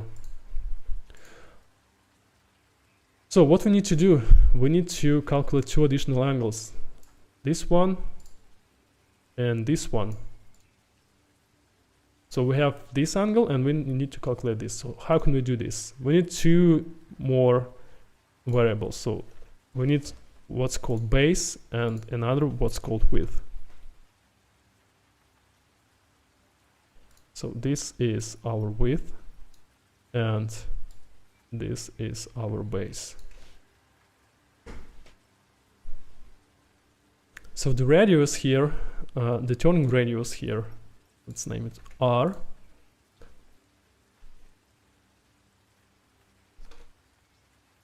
It is unknown, but what we know here is we know base and we know angle. So what we can do here is from the school trigonometry, we know that the angle is tangents of the angle is base divided by the R, and we can substitute that like okay. So what does it give us? So if we let me do it like so. So we know that this is R. This sorry.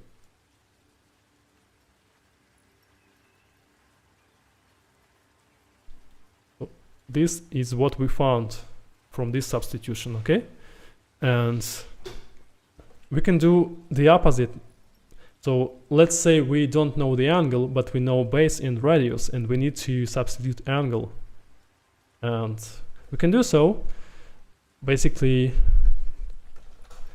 what we need to do is just make an arctangent of both sides, and then we have, sorry, angle.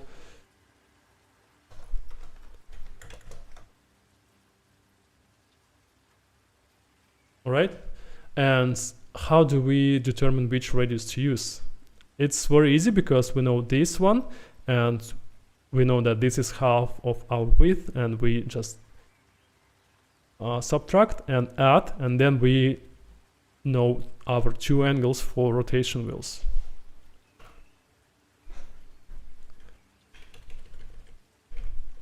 I'm not sure if that's like a very beginning topic, but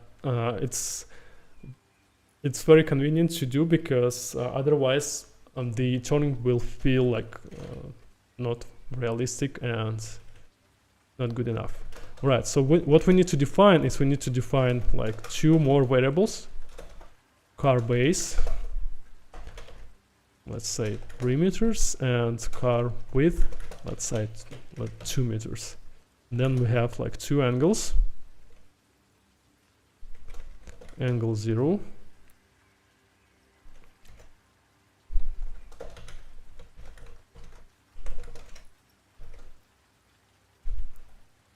So what we are going to do, if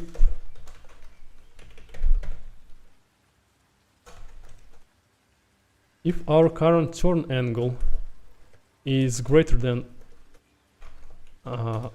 epsilon, that means that we have some kind of a rotation radius, and here we will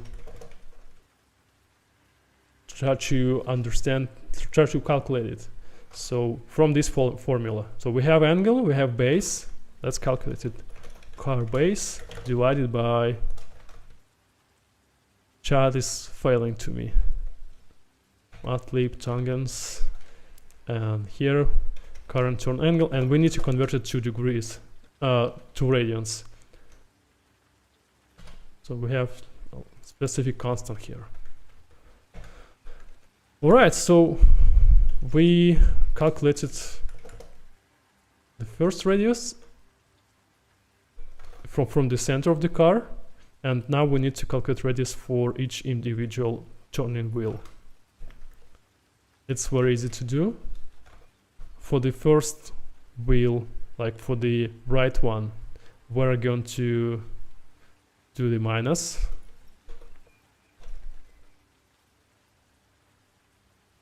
Half width, and for the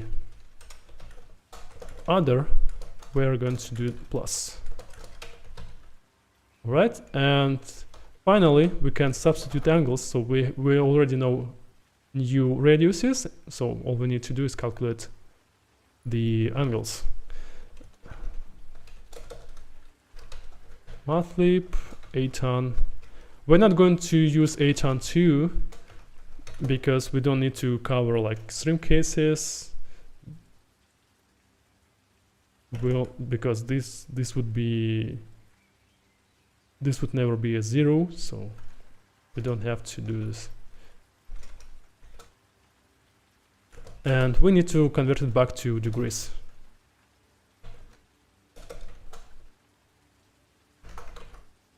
Right, so that's it.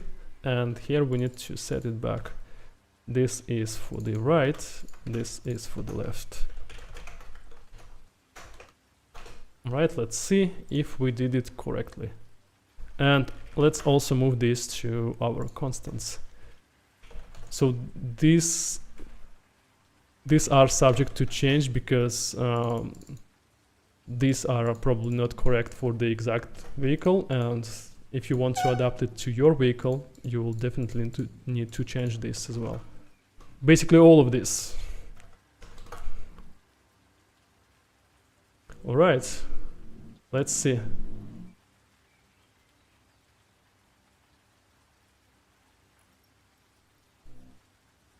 I'm not sure. Yeah, I think the radius, yeah, they're different. Any engine sounds? No, not at this tutorial. So yeah, now we have our turning logic. Oh my god. It works. Yeah, it works. All right, and the last thing we are going to implement today is handbrake. So handbrake.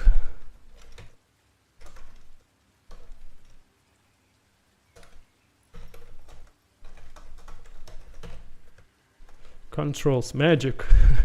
It's not magic, it's math. But it's close to magic, yeah. Math or magic. Yeah, kind of. Okay, yes. So if it's handbrake, then what we are going to do is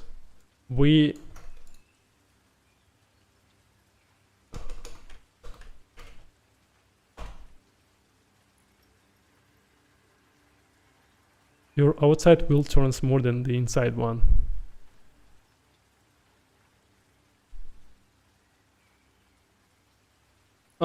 Yeah, you may be right. Maybe I missed. Yeah, I probably messed with these angles. Maybe I should swap them, and then it will be correct behavior. First, let's implement the handbrake, and then we will figure this out. Okay. All right. So angular velocity. So if we are pressing handbrake, what we can do is, the only thing we need to change is basically angular damping, and here we can set it to an extreme value, and that's how we are going to do our handbrakes. And else we are going to set it back to 0, and that's it.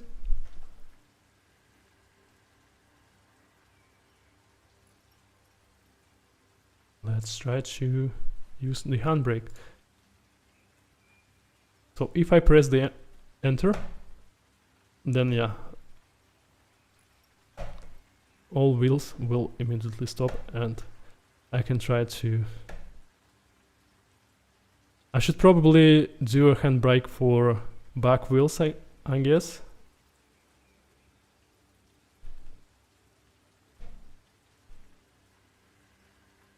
Oh wow.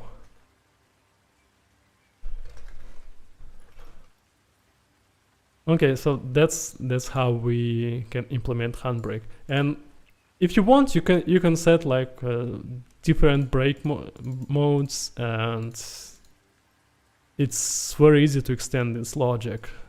So like a lowrider, yeah. Yeah, exactly. So what I wanted to show you is the basic principles, how we can use like different joint parameters in order to manipulate physics. And let's figure out if these angles are correct.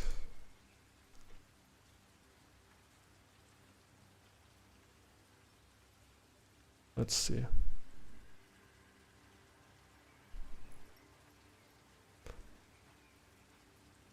Yeah, so we need to swap the angles because the outside wheel is turning more, and that's not correct.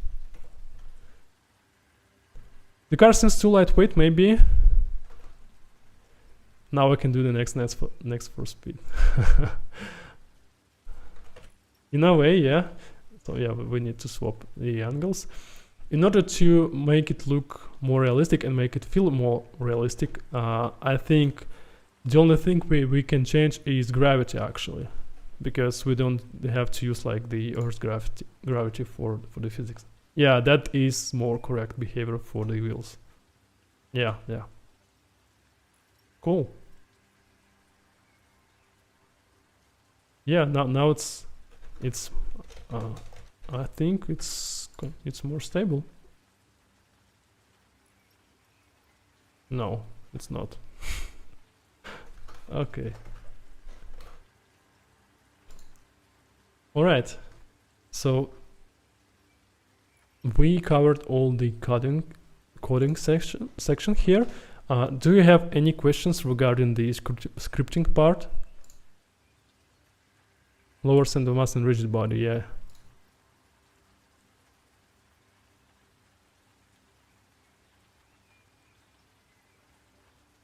Yeah, we can lower the center of mass here. It's a shape-based. We can disable shape-based physics parameters, and we can just lower the center of mass like to maybe 0. Let's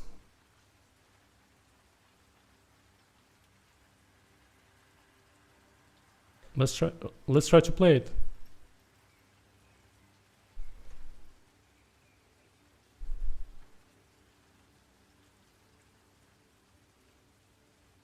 Yeah, it's better now.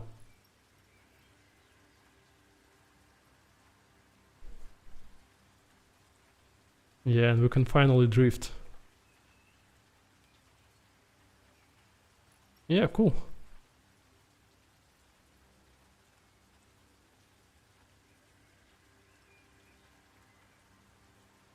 I need to limit the maximum distance, like to maybe 220. Now already better than Dirt 2.0. Yeah. So within 2 hours, yeah, we can finally build something cool. All right, yeah.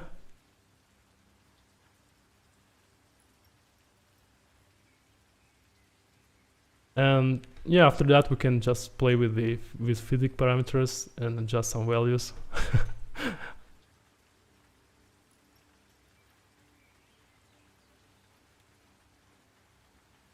I need a soundtrack from this meme where everything drifts. I need this track here right now.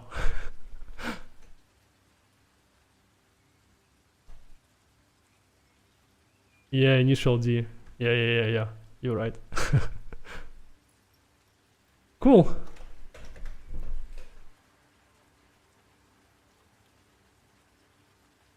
All right, so the last 2 things we need to cover today is how to debug stuff and how to make a playable build. Late to the park, but looking good. Is there a handbrake? Yes, there is a handbrake.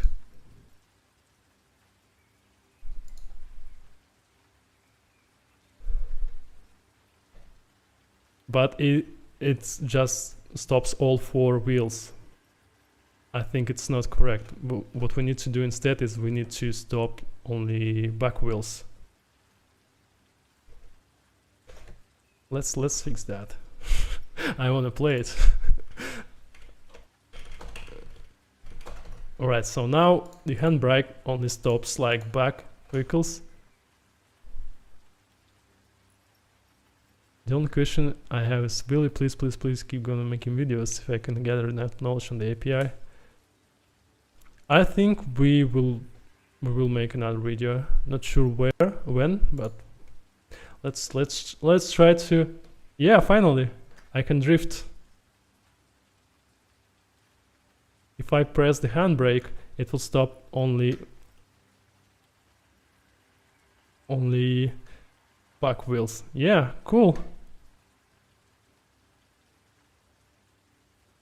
Cool. Feels good. All right. So the last two topics is how to debug the thing. For example, if you're not sure about this math or something like that, or we can always go to the SDK browser and go to the OpenCode IDE. I want to see tank model in action with the terrain deformation. I think it should be in samples, maybe in demos. Not sure if it's available in community version. No, probably not. All right, I'll talk about that later. So here we can set a breakpoint, for example, to our math, and just run the application. But when we do so, we'll see black screen, like what's going on. The thing is that there are no world. No world is loaded, so we need to load our world. How can we do this? So there are many ways how to do this. The first way is to, first of all, we need to know the world name. It's called livestream_session_1, and we can do it so from the console, like world_load, and then livestream session_1. When we load our world, then this component will be created, and then we will hit our breakpoint. So now we can check all the math.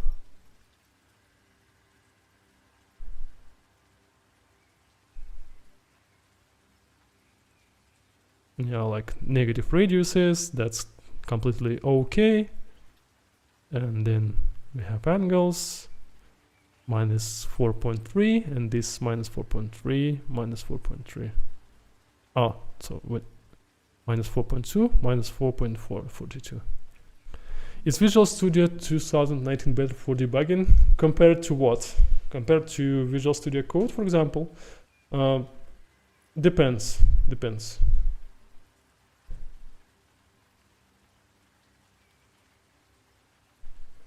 So it started to load. Yeah, here's how you basically debug stuff. Yeah, it's a choice of preference. I prefer to use Visual Studio Code when I need to debug, especially when I need to debug graphics. For example, I will either use like RenderDoc or built-in graphics profiler and debugger.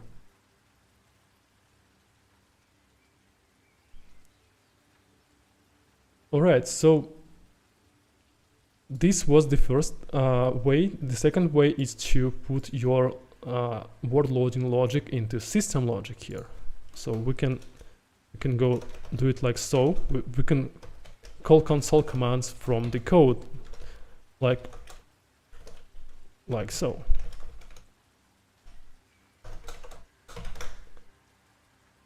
This will do the exact same thing that we did in the console. How do you debug with Visual Studio Code?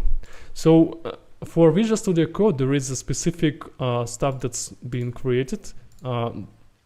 Unity automatically creates like launch configurations with all the needed live streams command line arguments. And basically, the only thing you need to do is basically press F5, and it will run the engine inside the Visual Studio Code. The only thing, however, I don't know how to resolve at the moment is, for some reason, the controls from the camera, they just don't work if I try to debug it from Visual Studio Code. So if I press, I think it's basically because it has wrong bindings, but other than that, you are totally free to use Visual Studio Code as a debugger. So there is no such problem if you do it from Visual Studio. So probably some kind of a config issue, I would say. Let's actually try to fix that, and maybe we need to remove this config. Let's see.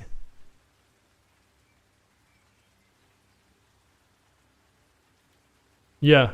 So I removed the config, and now I can debug from Visual Studio Code. So yeah, I will send a bug report to the team.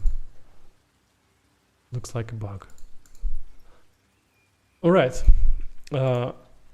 So I showed how to do it from Visual Studio Code and Visual Studio IDE, and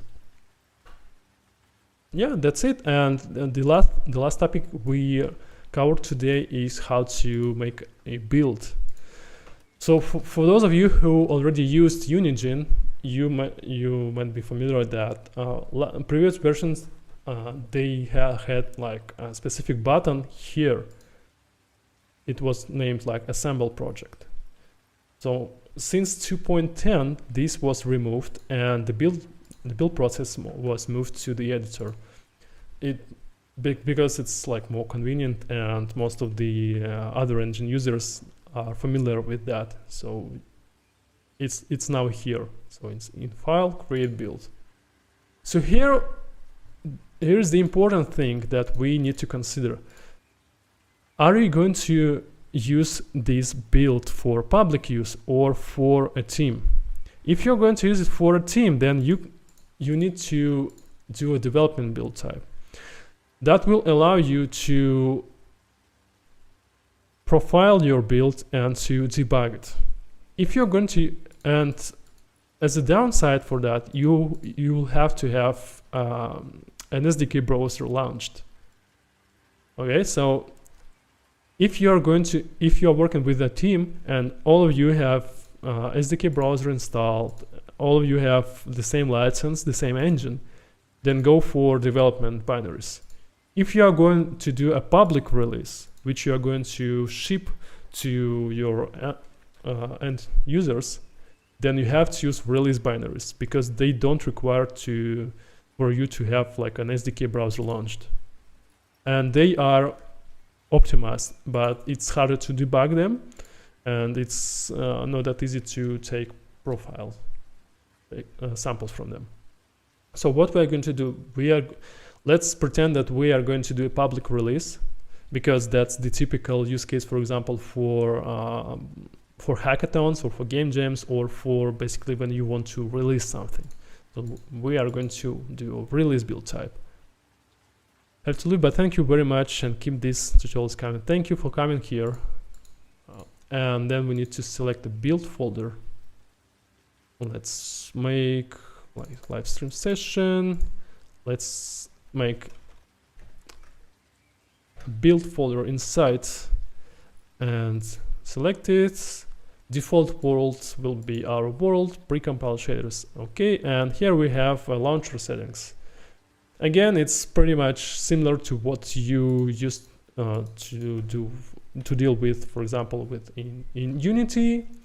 It could be GUI based or BAT files. You can have like a PNG banners here. You can have like a different VR headset support, resolution, stuff like that.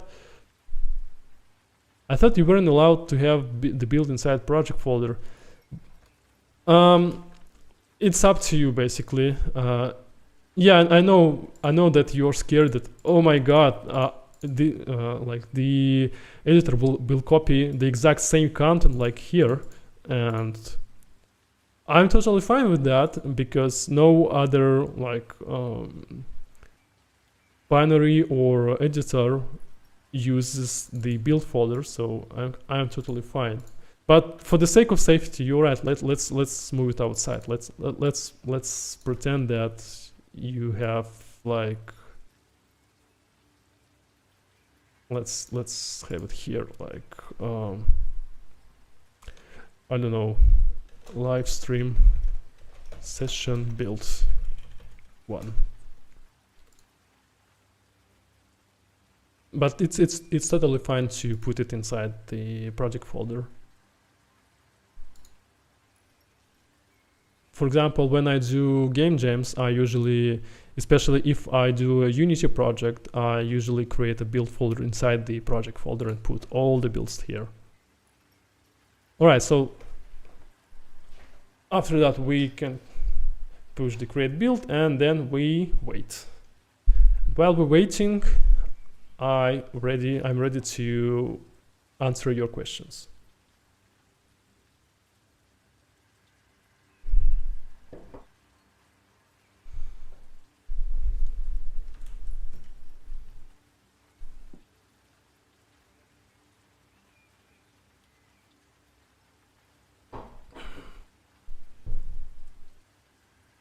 It takes time.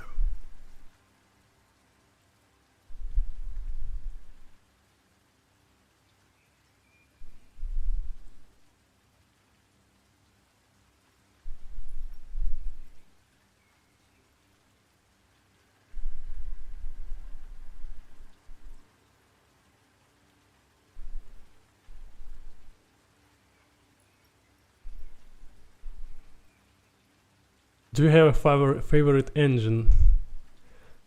I would say that it's not appropriate question to ask during the live stream. I usually use Unity for game jams. I did some freelance work based on Unigine as well. I also did some research on Unreal, so it's. I'll try to do the same with Real. Let's see if it breaks. If it will, or it will either break or it will have problems with penetration. And in order to do so, you have to either like increase the iteration count or just make it lighter. I don't think I have any. This was pretty straightforward, informative, and easy to understand. That's cool. Will you publish the code for this project? I think so. We'll discuss that internally, how to do it the best way, and yeah, probably we will put the link into description. This is session 1. Cannot wait for number 99. Yeah, and in the live stream session 99, we will do like. I don't know what we can do. Does the engine have any networking built in? No, it doesn't. It basically all the engine provides to you is platform independent socket API, and as far as I remember, it also has like an SSL plugin. That's it. All right, so we have our build here, and we basically need to run the .exe file, and we can select the resolution and make it full screen or not, and then hit run. And then we will have our vehicle with like a drifting ambulance. I should have called project like so. 101 session. Yeah, exactly. Does the engine support RTX? If you mean ray tracing by that or NVIDIA specific features, then the answer is no, I guess, but I think that's the question to development team. As far as I know, no. Yeah, that's not problem to recommend how Unity to be Unigine and simply use my existing TCP UDP server. Yeah. Yeah, cool. Right. So that wraps up our today's session. Do you have more questions? So now we can do a Q&A session. Any questions? Is there a place to ask for future tutorials, live stream topics? Probably Discord and company's forum. maybe one another way would be to improve it dynamically, depending on the weight or speed. So the speed height, the collision duration will also improve. First of all, we need to hit that problem because it might not be a problem at all. So if there is a problem, then we can try this thing and try to solve it. I learned a lot. Thank you for coming. The physics are better than in Mafia 3. Yeah. I actually expected some kind of a jokes because like this is Eastern European country, like Stalker 3 confirmed, something like that.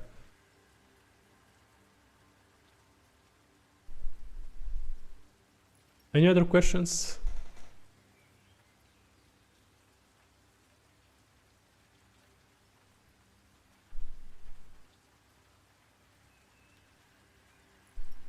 Will any future tutorials continue to be in C#? Depends on the tutorial. For example, if there is a demand for like how to do this in C++, then it will be in C++ obviously. Is Engine only for 2D? No, it's a 3D engine. Thank you very much. Thank you for coming. Can you think about any limitation that I may face while using C# that I wouldn't have using C++? First of all, C++ is faster. Another limitation is that when you are doing C#, you still need to build a managed application. That might be a limitation, especially if you want to use the third-party libraries. Thank you. Keep them coming. Thank you for joining.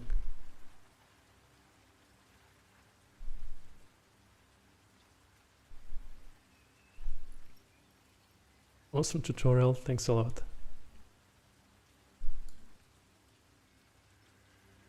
Alright, then I will wait for a few more questions and then we will end our live stream session.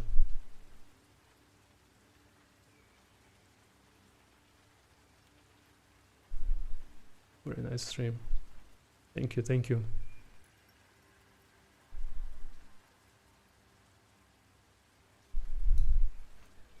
Could there be a tutorial on adding a UI element with vehicle speed? Yeah, we can do so.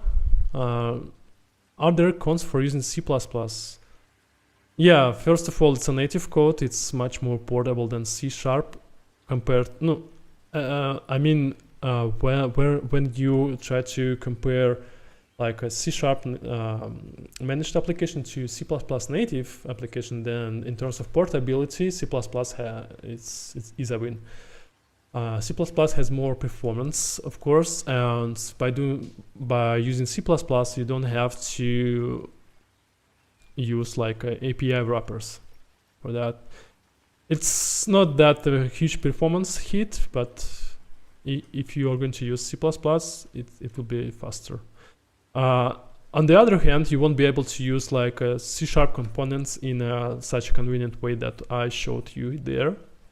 You have to like first create the component in the IDE, then define specific macro, and then let it create a property for you. Then only then you can assign the property to the node. So it takes more time, but it gives you additional performance, and of course it gives you more portability. It gives you ability to integrate with third-party libraries. Now my GTA 6. Yeah. C++ iteration is slower than C#. Yeah, that is correct. I would say that especially for prototyping, it's much more convenient to use C# just because it's faster to iterate. And once you settle down with components and stuff, maybe you can try to port that back to C++.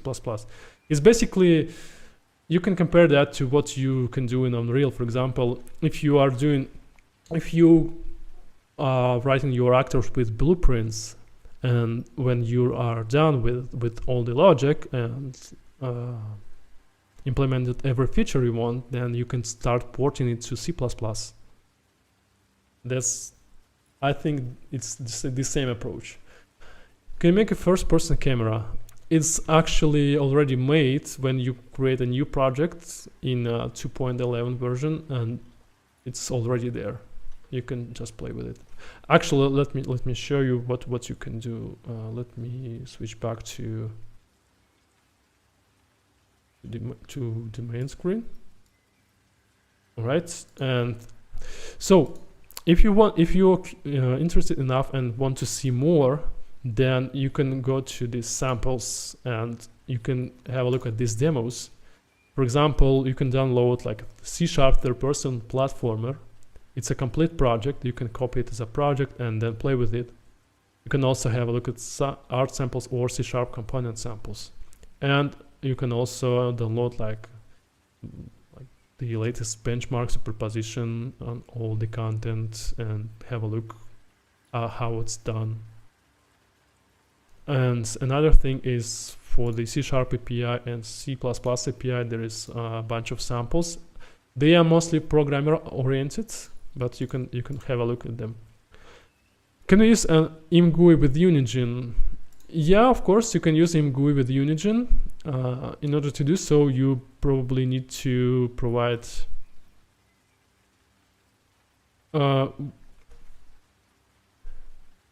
it's not very portable in terms of rendering API, but you can do so. For example, if you stick to OpenGL, you can just take a specific ImGUI implementation and use it and display it on top of the engine. As far as I know, C# would be enough for normal game performance-wise. Maybe writing C++ some performance-heavy part of the code, but for a normal game, everything in C# should be enough. Do you agree? Depends on the game. If we are talking about like indie games, then the answer is yes. If we are talking about like AAA stuff, then the answer is no. How difficult do you think it would be to serialize physics objects for multiplayer? Actually, as far as I remember, physics can write their own state to the stream, and that will allow you to get physics state. And physics also allows you to restore it. And there is a specific option in physics that will make physics IDs deterministic, that will allow you to synchronize it between instances. How many games use Unigine 2? Not that many.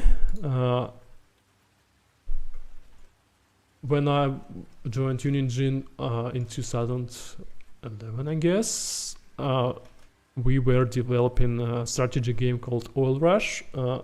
There were a few games that were in development at that time. And since then, I'd say that like the biggest one and the most known is like Dual Universe nowadays. It's like a Star Citizen. Dual Universe. Yeah, you're right.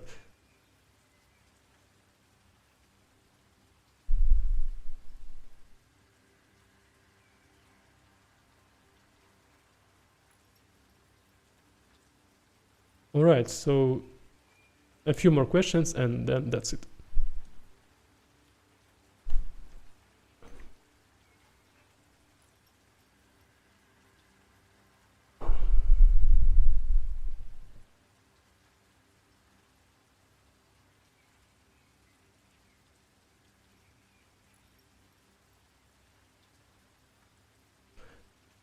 Chat lag? Yeah, we have like a 20 seconds lag.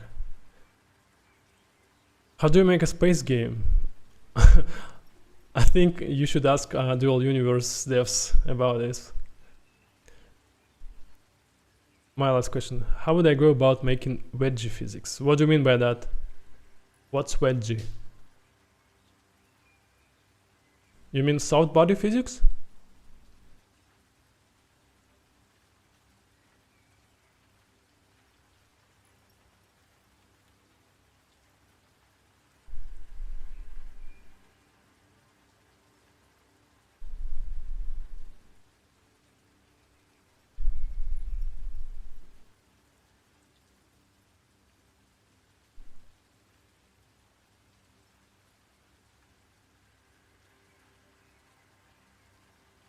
Oh my god, that's a huge lag. Why the Night Cycle tutorial request won't show up? Yeah, I didn't saw it. All right then. Um, I think we are done for today. Thank you for coming and vegetation maybe. All right, so let's wrap this live session and thank you for joining us. And if there is a demand for it, maybe we'll do that again. And hope you learned something from this live session. And if you have any questions, you can ask me, or I'm at the company's. I have my presence at the company's Discord. So if you have any questions, you can ask me there. So yeah, thank you for coming, and I will see you somewhere in the future. Bye bye.